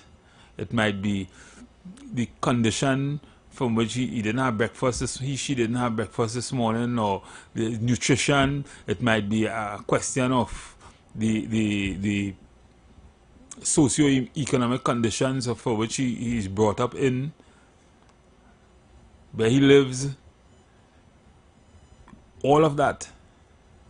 And then he's further disadvantaged because society sees him as a failure, and therefore it's very difficult for him to get a job. And then he starts seeing it as being taken advantage of, and then I need to take advantage of somebody else. And then I end up in prison. A modernized prison system is crucial to improving national security, reducing crime, upholding human rights, and eliminating the flow of illegal items behind bars. This outdated prison system directly impacts national security. Organized criminal networks operating from within the prison walls coordinate drug trafficking, violent crimes, and even murders outside. Weak security protocols allow gang leaders to continue running their organizations from behind the bars using smuggled cell phones and corrupt officials. Modernizing the prison system with advanced surveillance, biometric identification, and digital inmate monitoring can help break this cycle. A well-structured penal system should aim to isolate high-risk criminals from the general prison population while cutting off their ability to influence crime on the streets. Modernizing the prison system can also have a significant positive impact on the human rights, bringing it to international standards. A lot of these things we know. A lot of these things we know. Most of it, if not all. But why are we still here? Well, again, as I would have said, that while all those things that you read there are known to people, crime and criminality and prison reform and everything, sometimes people have to sit down. It's a multifaceted approach we have to take to these things. Yeah. And sometimes the planners and they have to sit and look at it like a domino. Yeah. If this happens, this is what will happen. And if you continue along the line, this is what will happen. So for some reason, we can't seem to get our heads around crime since the early 90s. Why is it increasing? Why it is astronomically, as a matter of fact, increasing? Why is it? You can't figure it out. You can't figure out, well, what was the cause of that, boy? And right in front of you. Start with the basics. Trinidad and Tobago, start with the basics. If you start with the basics, you'll understand what's happening. I remember we did a report a couple of years ago, and we submitted it to the politician. It was like a proposal, but it didn't take heed. When we said that most of what they call serious crimes, the politicians would have said that most of what we call serious crimes would have germinated in places like Laventille and these places, right? And we give them a solution to know what's happening in those areas in real time, know who's about to fall through the cracks, how to deal with these socio-economic and societal issues in those kind of communities, so that it wouldn't spread to the other communities. And no one listened. Not that it didn't exist in other communities. Correct. But you see the same thing happening in all communities now. So crime is not about Port of Spain again. Crime is, there are places where certain things didn't exist before. It happened like, I remember as a little boy, when Malik, I don't know if you remember Abdul Malik and them guys and them, and that was a big thing. But that was the extent of crime at that time. In those days, you had 40 and 50 murders, not even so much. No. You're talking about 500 and 600 murders every year, and that you're not figuring it out. It's too difficult to figure out. And then you have the prisons. What message you're sending to a prisoner when you take him and you put him in a prison, a cell, with for stealing mangoes? You put him in prison with a man who killed about 4 teardrops under his eyes. And been to prison about 10 times before. What message you sending? We have SIA here, right? Reportedly, we have surveillance equipment available. Yet we can't make the connection between the people inside and the people outside. But we say that we know they're using their cell phones. And we say we know that they're making calls from within the prison walls. Well, the prison system has also by necessity sometimes have also become corrupt. Right? But what do we do with the information? If we know that Stephen in remand and Stephen have access on a phone because Stephen calling, we don't have access to that call? Or that is Jetson's technology. We can't do that. That is for the Jetsons? I don't know. I can't speak for what the national security apparatus is like or what it has. Some ideas, but it has been in the public domain about listening into people's conversations, well, of politicians and etc. Maybe they just use that for innocent people, or let's use that for politicians, or use that for people who don't want. I just want to know that the technology exists. Because you could say the same thing about cameras on the streets. Every street corner have a camera. How many people get arrested as a result, or taken to the court as a result of what they find on what they see on the camera? Anybody's be looking at them thing anyway. You know them camera have battery? Well, all that. I mean, I don't know if somebody just get a contract to have them cameras just to say that cameras. I don't know. Yeah. So we're going to break. We're going to break. No, we're going to pay some bills and we're going to come back. And when we come back, we're going to end on a softer note today. Yeah, so see, the thing is, what we really need in Trinidad and Tobago is people thinking. And we need to start from ground zero.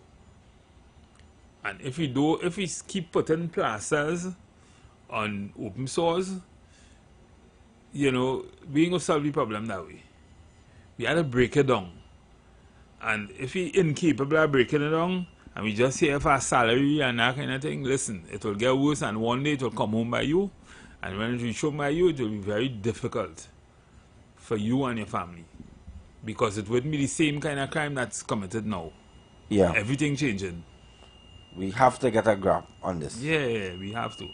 We cannot ignore this at all. We can't. We can't. We've been trying to ignore it unsuccessfully.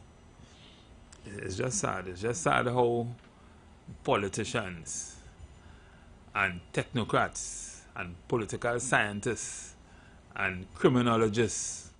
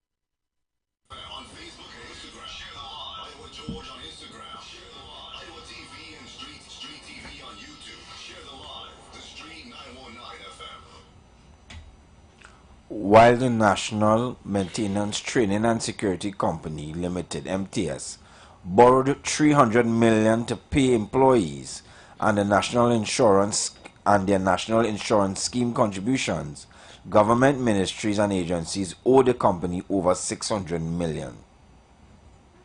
The Ministry of Education owes approximately half of that debt. So the Ministry of Education owes half of that money. The Ministry of Housing and Urban Development, Ministry of Sport and Community Development, Judiciary, and the Police Service owe large debts.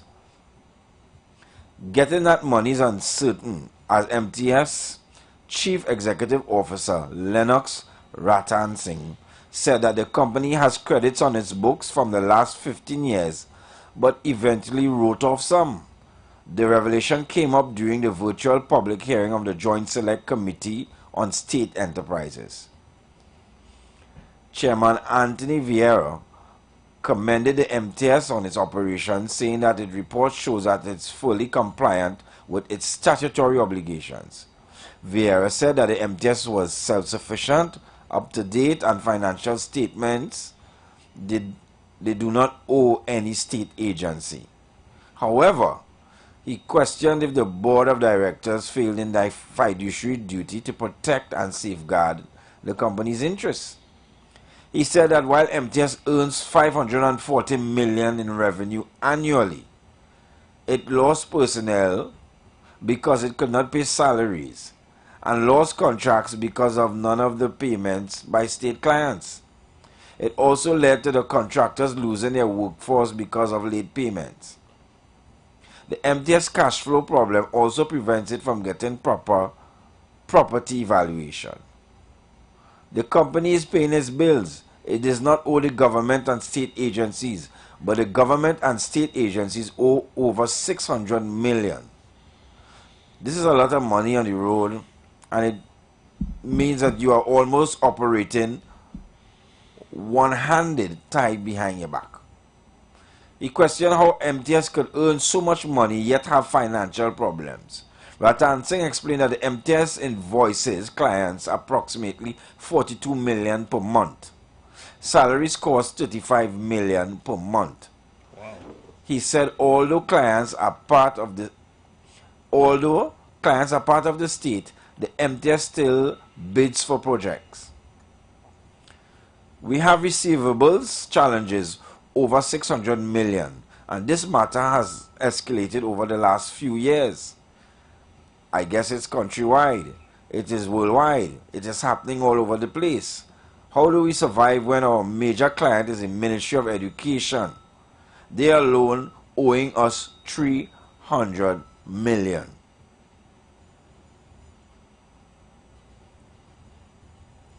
So let me get this. You're saying that just before, as context, you're saying that the MTS, at least the article is saying that the MTS invoices about $42 million. Yeah. Every month. Yeah. Monthly, right? Yeah. And the salary bill It's 35. 35 million? Yes. Something wrong. I mean, 35 million, I say, you know.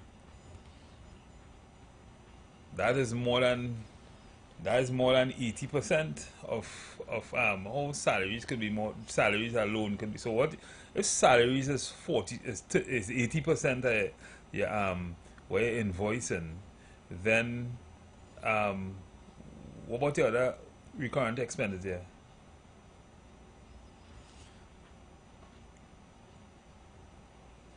Ratan Singh explained that the state agency with 99% state clientele, the MTS could not take legal action because it would be contrary to the State Enterprise Performance Monitoring Manual. Therefore, it has to use persuasion.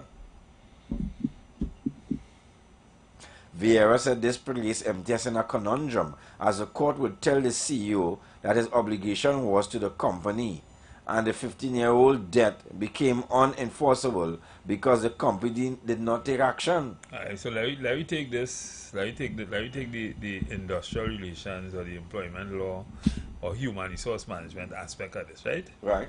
So if what Vera is saying is true, what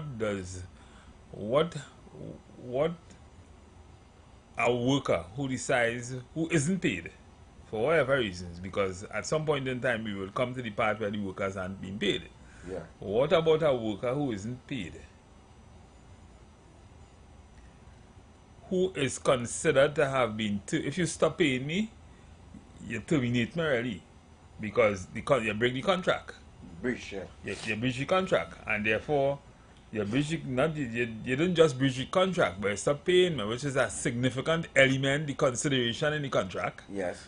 And therefore I have a right now to take you to court. Yes. Or to raise a dispute. Yes. And take it to court, right? So what about the worker who goes to court on the basis of that unfair termination? What does the court, what could the court say to that? Could the court, that's harsh and oppressive, that's contrary to good industrial relations practice. Then how is it, what redress does an employee or a person working at MTS has in relation to him he or she not being paid?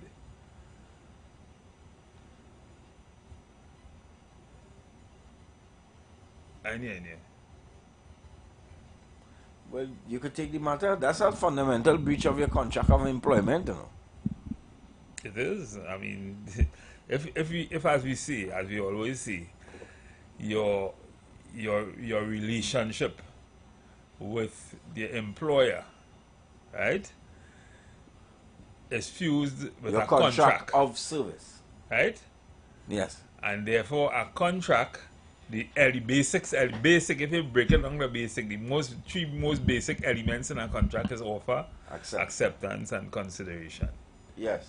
And the consideration for is your pay. Labor. The consideration for your labor, for what you dispense, is your pay. Yes.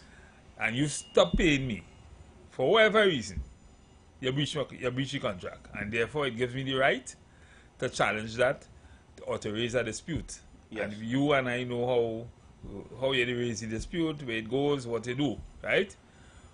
Then what in context or in relation to what Vera said and what the article said, how does a worker approach a situation like that? I would like to know. Because I remember some time ago, I had a case like that where after COVID, a particular company, and I think it was a security company, yeah, it was a security company, a particular company wasn't paying their workers for some time, and the company, when I would have called the company on behalf of the workers, the company said, well, the government not paying them. And as a result of the government not paying them, they don't have any money to pay, and they will pay when they could. But the workers had a right to challenge the situation, to take the employer to court to get the money. Yes.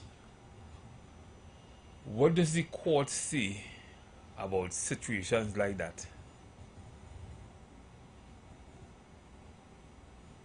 The court could only do what it is mandated to do. Correct. And then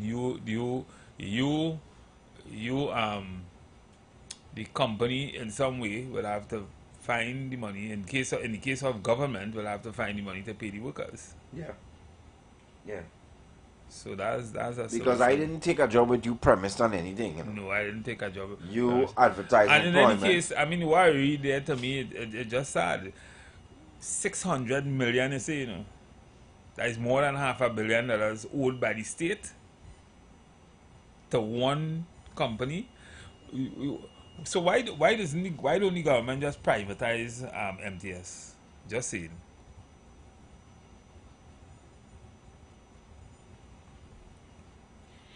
Why don't the government just privatize MTS? That might be, but then again, if to do that with $600 million, they will have to write off that or pay the workers, or you know. Senator Wayne Mark said that the committee must consider meeting with the Minister of Finance to settle the matter.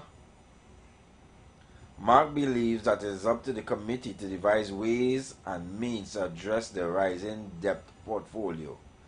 This is a company that is extremely challenged because of delinquency on the part of a number of state entities.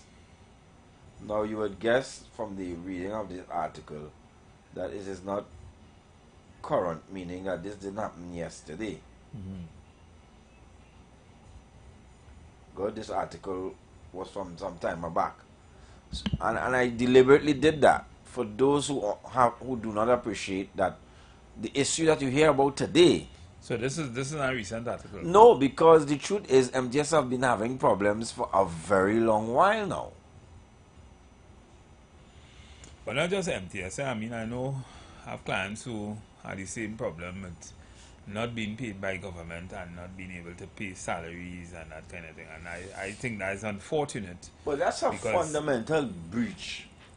You know? Even in your contract, in your social contract. So, no, but what I say to companies who have that kind of problem, you have to examine your contract with the government. I mean, what does your contract say about not being... Because when you don't pay, although I have a contract with you as government, but you don't pay me, I can't pay my salaries and that kind of thing. It means that I will have massive overdraft, and that massive overdraft will accrue massive interest. And therefore, the money, which values the money you give to me, whenever you give it to me, you're not giving it with interest. Yeah, because future money depreciates. Right? So something...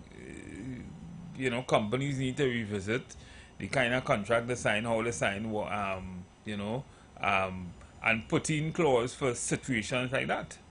You don't pay me, when you pay me, you have to pay me with a 20% interest on my money or something. After a particular period, after 3 months or whatever, 20%, and it goes up after. So today, the Ministry of Finance is working to address the wage payment complaints of the National Maintenance Training and Security Company Limited, MTS, after state agencies inherited financial mess caused by administrative delays. So said the Minister of Public Utilities. He told the Express that the government inherited a financial mess at MTS from the former administration, outstanding receivables amounting to 700 million. What is the date on the article? This is today. Oh, okay. So here the debt now, the figure now is 700 million, which impacted on the human resource matters at the company. Minister Pollard said that he has spoken to Minister of Finance Dave Tanku, and we have been attempting to reconcile the matter. The minister in the office of the Prime Minister said that Tanku has assured me that is being addressed. MTS is overseen by the Ministry of Public Utilities and provides a range of services. Complaints over late salary payments to hundreds of security officers with the MTS were raised Saturday by the Estate Police Association. The EPA called on government to act urgently and intervene, stating that hundreds of livelihoods were being threatened.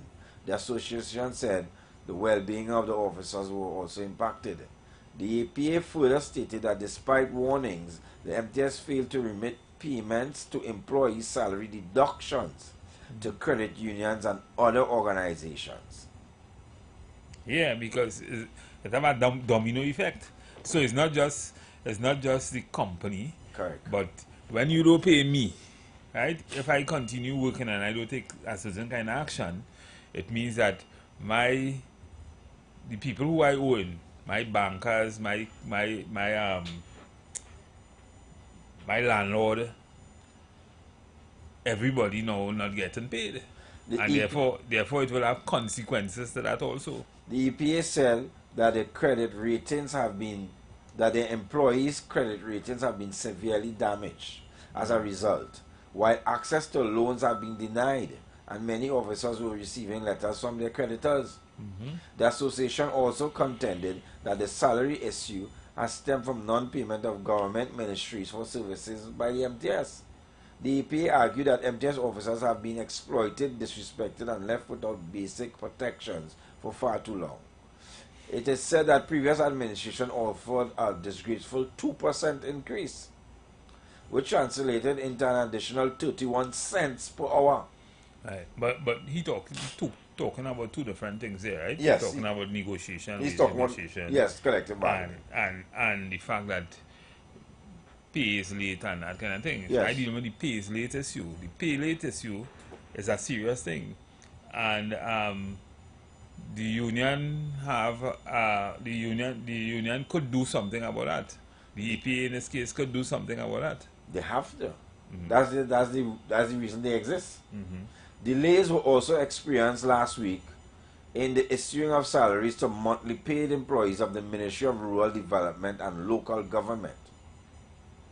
In a statement addressing the matter, Local Government Minister Khadija Amin stated that while the payments of salaries is an administrative function, I understand the hardship and frustration caused by delay. Amin stated that the delay was due to an administrative kickback within the public service. She said the matter was brought to the attention of herself and the Minister of Finance and was promptly resolved through their intervention. She also gave the assurance that everyone will receive their salaries and that systems will be monitored. Now, you speak government ministers late? Well, I don't know, but the thing is, I mean, these are administrative things, and it have to do everything with budgets and normal expenditure and the fact that other clients are paying. If you had the money, you just have it. You can't pay it unless you have some overdraft. You could, if it's a private company, you may have an overdraft, as well as you may not, or as you might have exhausted that also. Some people might have a fund to be able to deal with that, but I talk with some companies in recent times, and they're just not able to do that anymore. They have government contracts and they're not being paid from years now, and it becomes difficult for them to continue paying on time because of juggling. It becomes difficult for them to continue paying workers on time, and that is a problem. And what do you think, which is the question I have for you, and we will take it to the pavilion soon. What do you think are the consequences for this type of scenario and productivity? Can workers be productive in a scenario where pay, where salary, where compensation has a cloud over it? Well, salaries... And tell me, in which system is that holds true? Name a productive... Name, I mean, we don't know everything about everyone. Unless you're working as a salesman, you might be motivated to work harder to get more money, but to bring more money to the company. But this is not that. If you're working as a security officer, correct, and you working your company, the security companies, with the exception of MTS, because MTS working for itself, meaning security officers working for the government who are in them and that kind of thing. Yes. So they come like proprietary security to some extent, security to some extent. Yes. But if you work in a normal security company, they don't work, security officers don't work for the company per se, they work for secondary clients. Right. So it come like you hire me and you rent me out to a company. Right. And therefore the company is expecting that for the guards that I rent out to you, you will pay me for them. And therefore I will pay them when you pay me. And some companies operate like that. Some companies will have a fund, they will have monies, a percentage of the invoices, only a small percentage, say 20%, and it should be that 20-30% of your invoicing goes to pay salary.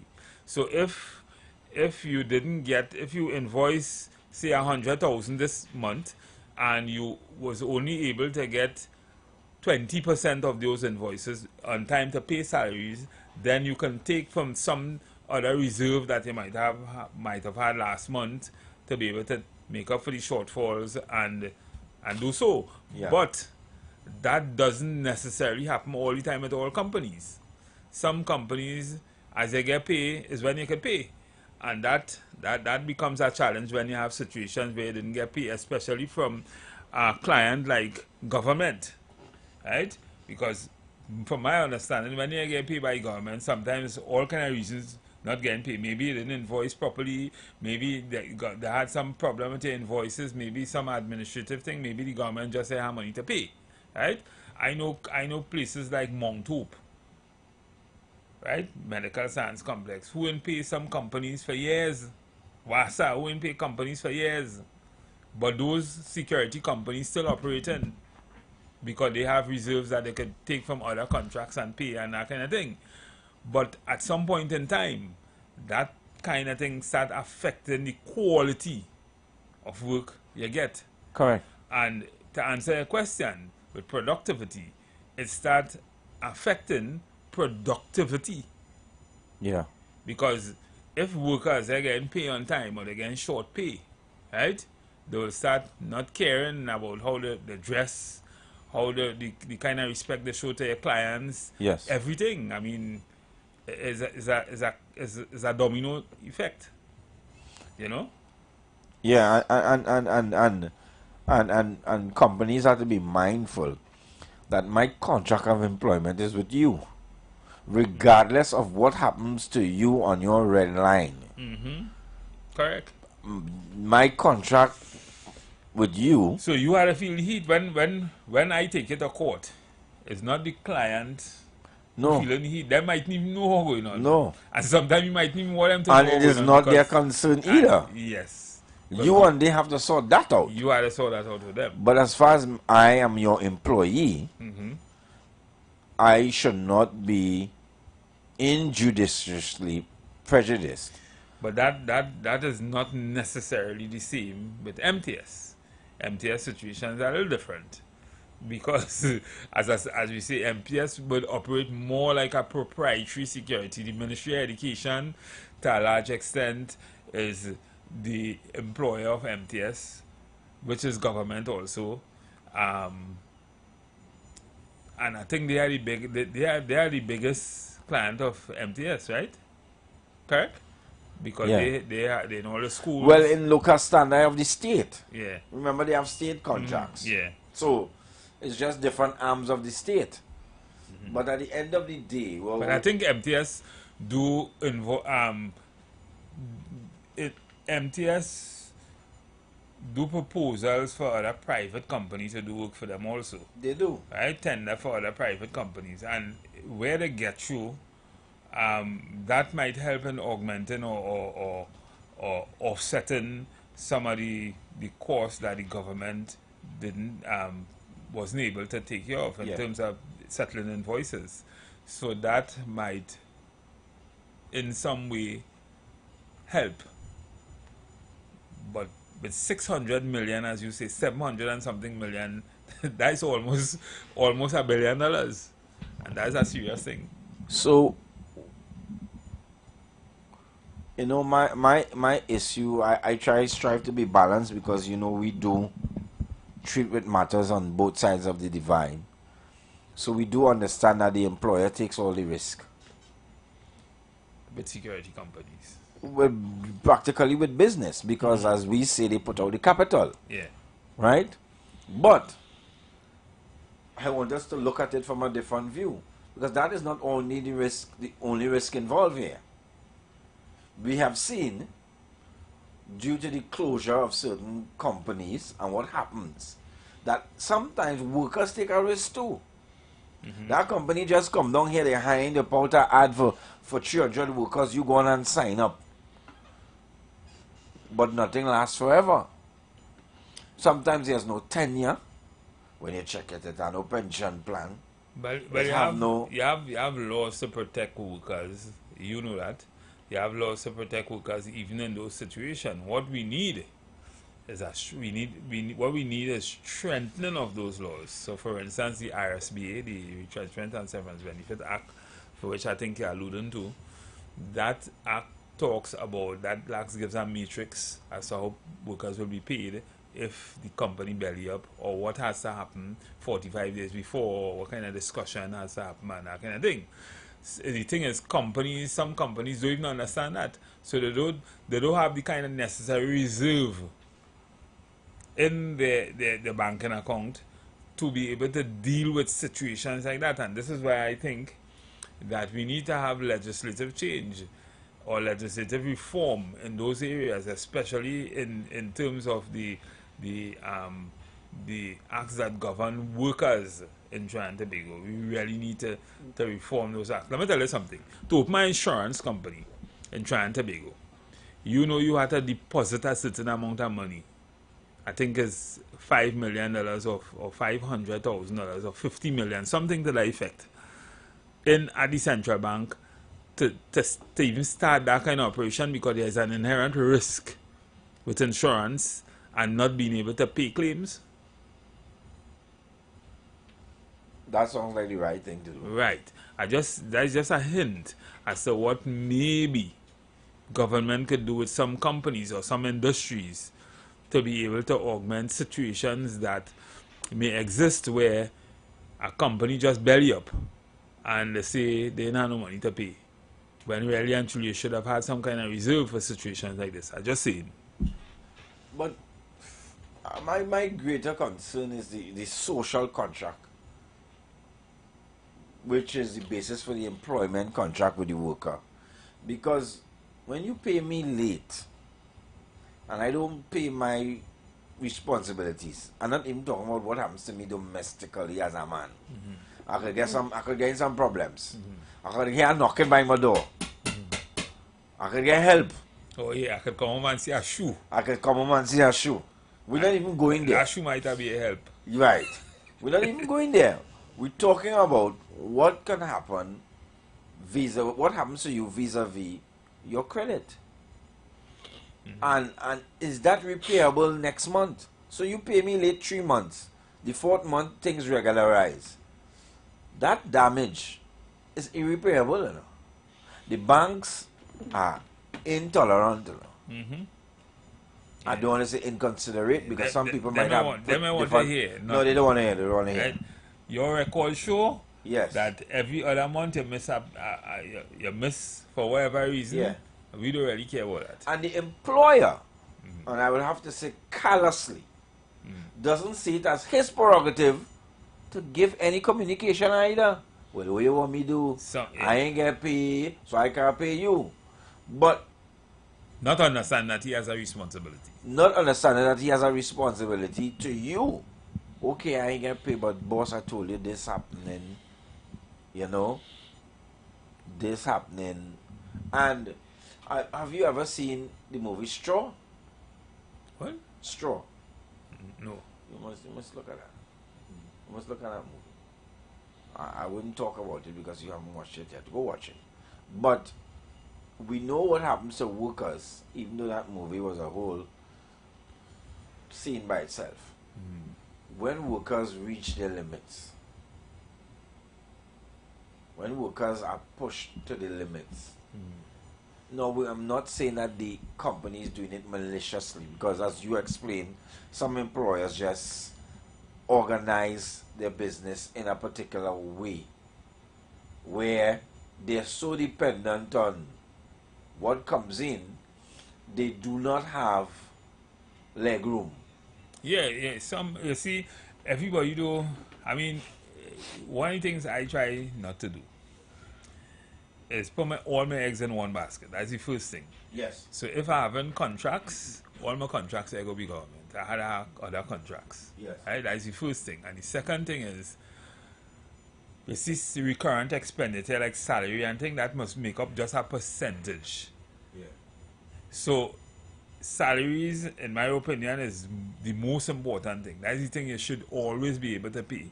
And therefore, that should represent not more than 30% of my invoicing. You know, my late father was a mason and a small contractor, private, you know, we call doing PJ. I guess private jobs. And he used to say, you know, Ronnie, Ronaldo, when I get my little PJ, I had to pay my workers. If the guy you're building the house for come and say, well, I didn't get enough money from the bank, your labor was 30,000, I only have 15. He said, I have to pay my workers first. And if I have to go with the zero, that's how it had to be. But my workers were not part of any arrangement with me and the bank and the contractor and etc. Some employers don't see it that way. And some employers don't see it that way. Some employers don't see it that way. Some employers don't see it that way. Some employers. And I know the expectation for you to take it out of your pocket might be high, a high threshold. But sometimes it's just the expression of care and interest in the worker. How this happened? So what happened to you? Well, my landlord want to kick me out. Let me have a conversation with them. They ain't doing that. That is above them. Good. So the worker now, as you say, is not motivated to stay late. He not holding on. You don't pay overtime. Matter of fact, he ain't waiting till 4 o'clock. He looking the skiffle now, 3:30. And you see situation like this, I'm talking about for we're talking about MTS. Yes. So let me use security. Yes. These things have sometimes have debilitating effects on not just the worker, but the security company too. Correct. Because think about it. So a worker, I get paid or getting paid late, I get paid for whatever reason. You tell them nothing, right? And the very contract and other contracts, yeah, that our worker is in, he starts staying home. Yeah. He start see you think he on work, yeah, and he not on work. So the customer business is without protection, yeah, and that kind of thing. Something take 3 hours lunch. Something happens. You lost that contract. So now you're just getting paid because your biggest contract might have been government, right? And you're depending on that to pay salaries while you're doing other things with the other. And you still owe the worker. You still owe the worker. And you lost the contract. And you start losing contracts now because your workers not doing what they should be. You have less income. You have less income. But your salaries still remain. Yeah, all kind of problems. So these things are very serious. And which is why I think this is why I asked you the question when you said that the MTS is invoicing 42 million, but 35 million in salary. How 35 million of your 42 million? That is about 80%. Yeah, that's craziness. So what about your other recurrent expenditure? What about your vehicles? What about your other maintenance? Your buildings? What about all them things? Insurance, all that kind of thing, and those things are real. What do them think? Taxes. So we want to find out from you, the Pavilion, on 342-081-466-5391. As a worker, how would getting paid late or none at all affect you? As a worker, maybe it has happened, you would tell me. How did you feel? How did it affect you? Or how do you think it would affect you? You know, these things affect us in different ways. Some people, they don't mind at all. Some of us can do. We have multiple streams of income. Most people in places like security and thing, they live paycheck to paycheck. So it means that. Let's hear. Mr. President. Yes, again, good afternoon, Stephen, and Rolando. You see, the whole situation is compiling to one thing, and I keep on saying, I the worker, I the slave. And this is the, until, because I'm my mouth rule, I keep on saying people with intellectual who saying the academical and the educational, them is the problem, I keep on telling you that, because the fact remains is where they learn from. They learn from myself. That whole thing, when you say from government and government contracts and everybody meeting on government, who controls government? The people who we vote and put inside it, when they go inside it, all the different community constituencies, they end up in the massive government circle. And it might hit hard who had it kept with it. But the truth is, until the people, the same worker, come together and form an organization that he could control his status quo of existence, his survival, or to all the executives and the administration he put on top, remember, you put them to do you what they want. You put them there to deal with administration things. So there's where representation without consultation is always going to be a no-no. Because consultation with the people, and as a matter of fact, the people should have a organization that able to consult with the executives and the administration that they put on top. So all in all, even to the companies with all the CEOs and everything, the people going to be in control, forming what I may call an agenda or a vision to do that. Because what we lacking as the slaves, as the workers, is a vision to take ourselves from the slavery. And we are in that, going right down, people talking about putting ministers and what them doing for we. We ain't getting up to maintain that we mandate that they do what we desire in many respects. You put them as administrators, yes, because they had the high brain to fix the thing. But we wanted fixed the way how we wanted fixed in some great measure.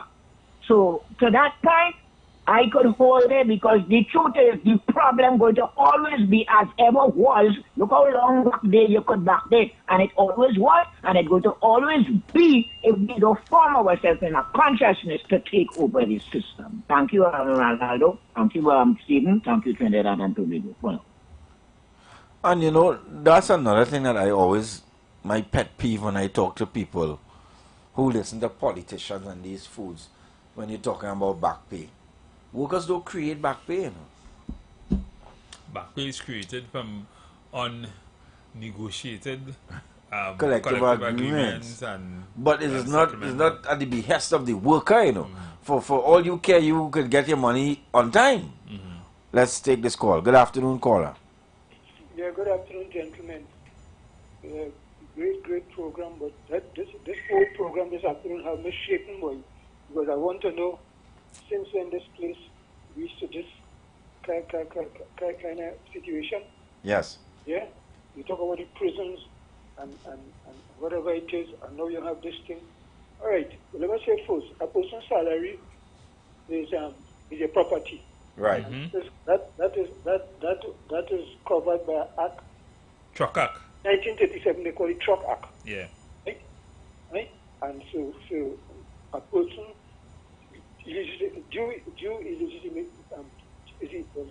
illegitimate due. Yes. Right? Is that they expect at the end of the month to pay their salary in a timely manner.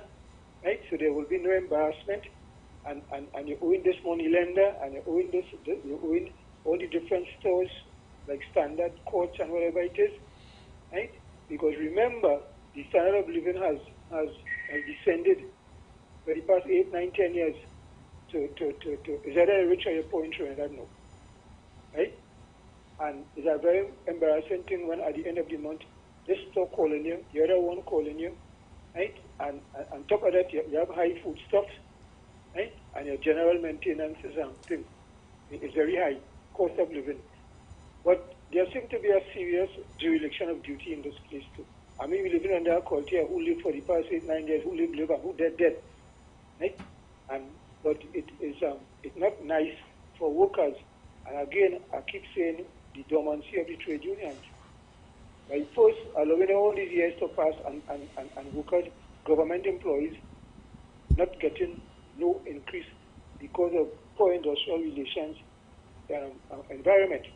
I mean, one or two, like the police and the whoever took Amalgamated Union and Power Swing Corporation, who took the 4 and the 5%. Right?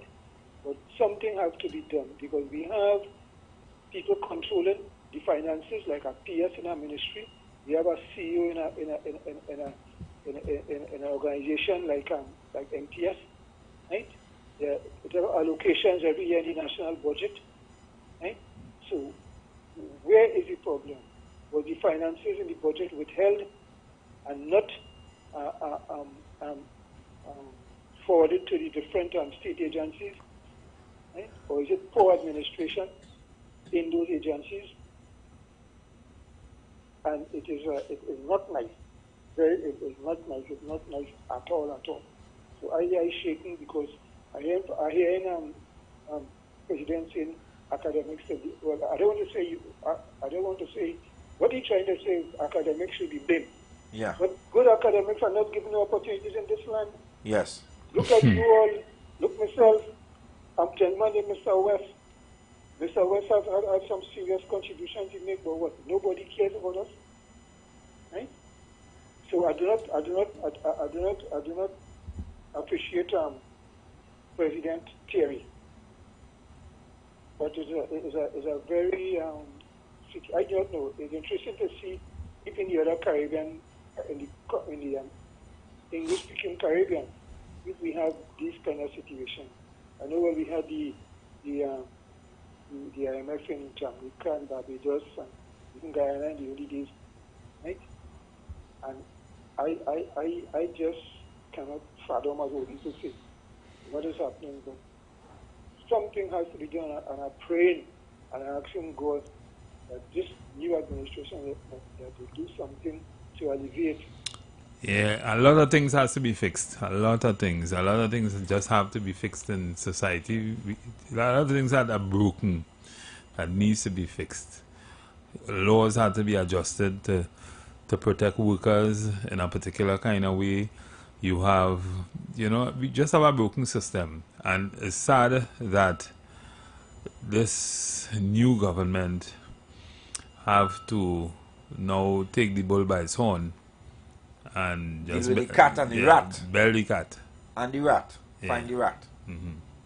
Well, it's not so much a rat. I mean, the cat is the system that they need to bell. So the cats, the rats have to find a way to bell the cat.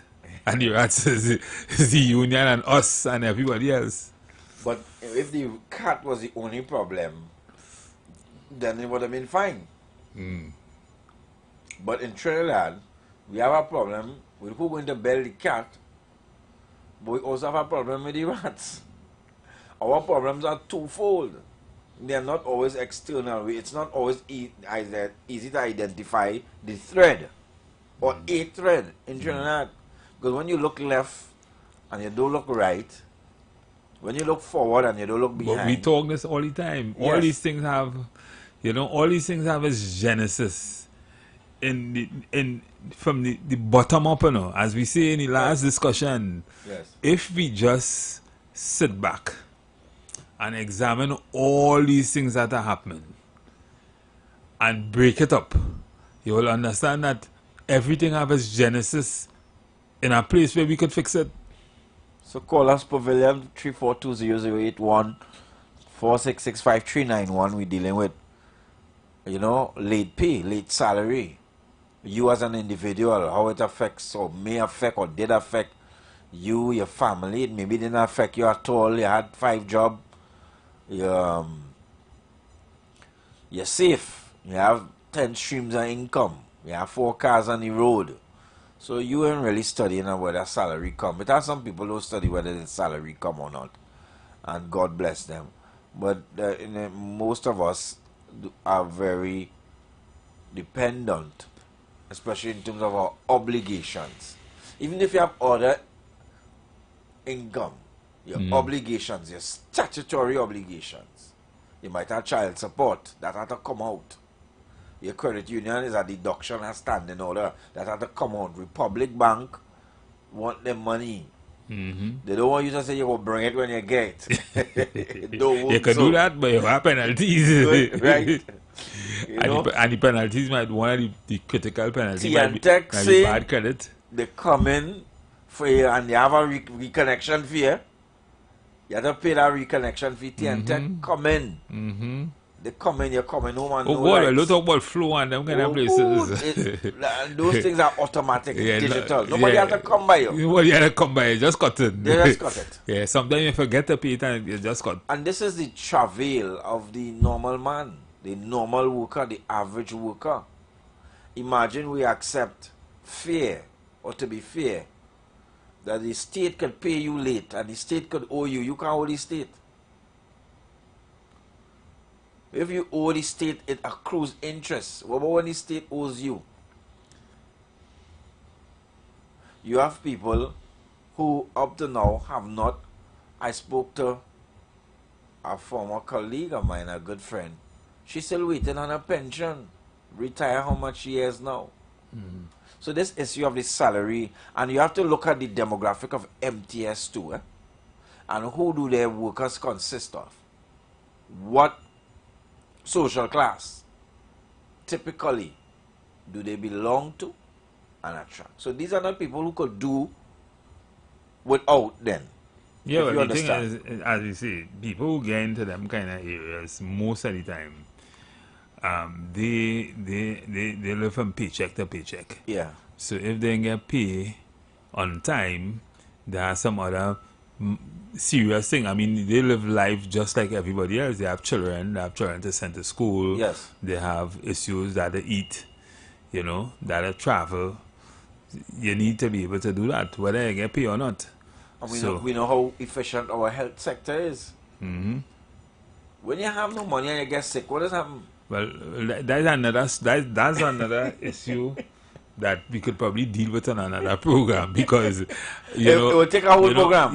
No, but the thing is, sometimes you have to incorporate all of that in your recurrent expenditure every month, which is insurance and that kind of thing. Yeah. And sometimes you might think because you're working in a security company, you can't pay insurance. You wouldn't believe how important that is. When something happened to you, then you just realize how important them thing is. But insurance doesn't work like that. No, listen. It have like group insurance that you as workers could come together and take, you know. I know a company, I don't want to call it specialist insurance brokers. Yeah. They have a plan for security companies. Yeah. And they, in that plan, you getting the same benefit as the millionaire who working for BP or Moco or wherever. You could go in a hospital abroad, you could go anywhere, you can have ambulance, everything, and you're paying something like $100 and something for it. Yeah. Which is little over probably $3 a day. I'm saying that there are those kind of plans that security officers could avail themselves of too. So you have to take some kind of responsibility too. You're studying about it's less than a double a day to get into them kind of plans. And I'm saying that as a person, you sometimes have to take responsibility for certain things also. So those are things that you could put as your natural recurring expenditure every month and take advantage of it. Those things are available. Well, I do not know if that it increases your vulnerability, but you're right. It should help in the event that you need it. But you know how most of our insurance, especially the ones affordable to that group of people, are based on systems of claims. Mm. Some of them will pay in lieu of a claim. Mm. Most of them operate where you pay and you claim back for the money, so you're still in the same conundrum. You still have to be able to pay. Well, this one that I'm talking about, I mean, I could talk about it because I know it. Yes. I have clients who have it, and I do have some security companies who are my clients. Right. And they have that for their workers. That is so great. And I know the gentleman that I think it is through Sagico. Yes. That have that kind of plan for security companies, security officers, and those things help gratefully. I've seen security officers, and you don't have to pay. You don't have to pay like, to go and get glasses and that kind of thing. It pays. It has a fund on it that pays for it. It has a value. Yeah. So you go to the prescribed doctor or optician or whoever, and you get a service, and it registers. You have a card, as a matter of fact. Wow. Yeah, it have a card to it. And that is something maybe places like, well, other trade unions could probably avail themselves of, because there are plans. I think the company deals with, tailors plan to suit different industry for things like that. So that's maybe that's a little ad for Sagicor and specialist insurance brokers, but those things are available too for persons who working for what you would call minimum wage. Those things are also available. Well, to help with some early interventions in issues dealing with the young and young students, the Bethlehem House of Prayer International is hosting, they host a kind of home, school, after school intervention at Beetham Excel Primary, where they pay people to work with the youths. The numbers are 362-6697, 362-6697. That's the contact number if you want to go and volunteer. They have funding for the program. It's on a Monday to Thursday evening, and all of this is to help the most vulnerable, because just like these MTS workers, they fall into that catchment of the most vulnerable, or some of the most vulnerable. And I would really, hope that this salary situation is rectified soon, and that's I hope the EPA keeps their responsibility to the workers. Well, the EPA could only represent a certain sector of those workers, and that is the estate constables or the estate police force within places like MTS, yes. And that is small. That's small. That is small. That might be just about 10% of the force. Wow. In security. They don't have the local standing to represent the ordinary workers. They fall under the special tribunal, and they could only represent estate police. So thank you for joining us. We're leaving. If you see that document lying around, please let us know. Have a good evening, Trinidad and Tobago.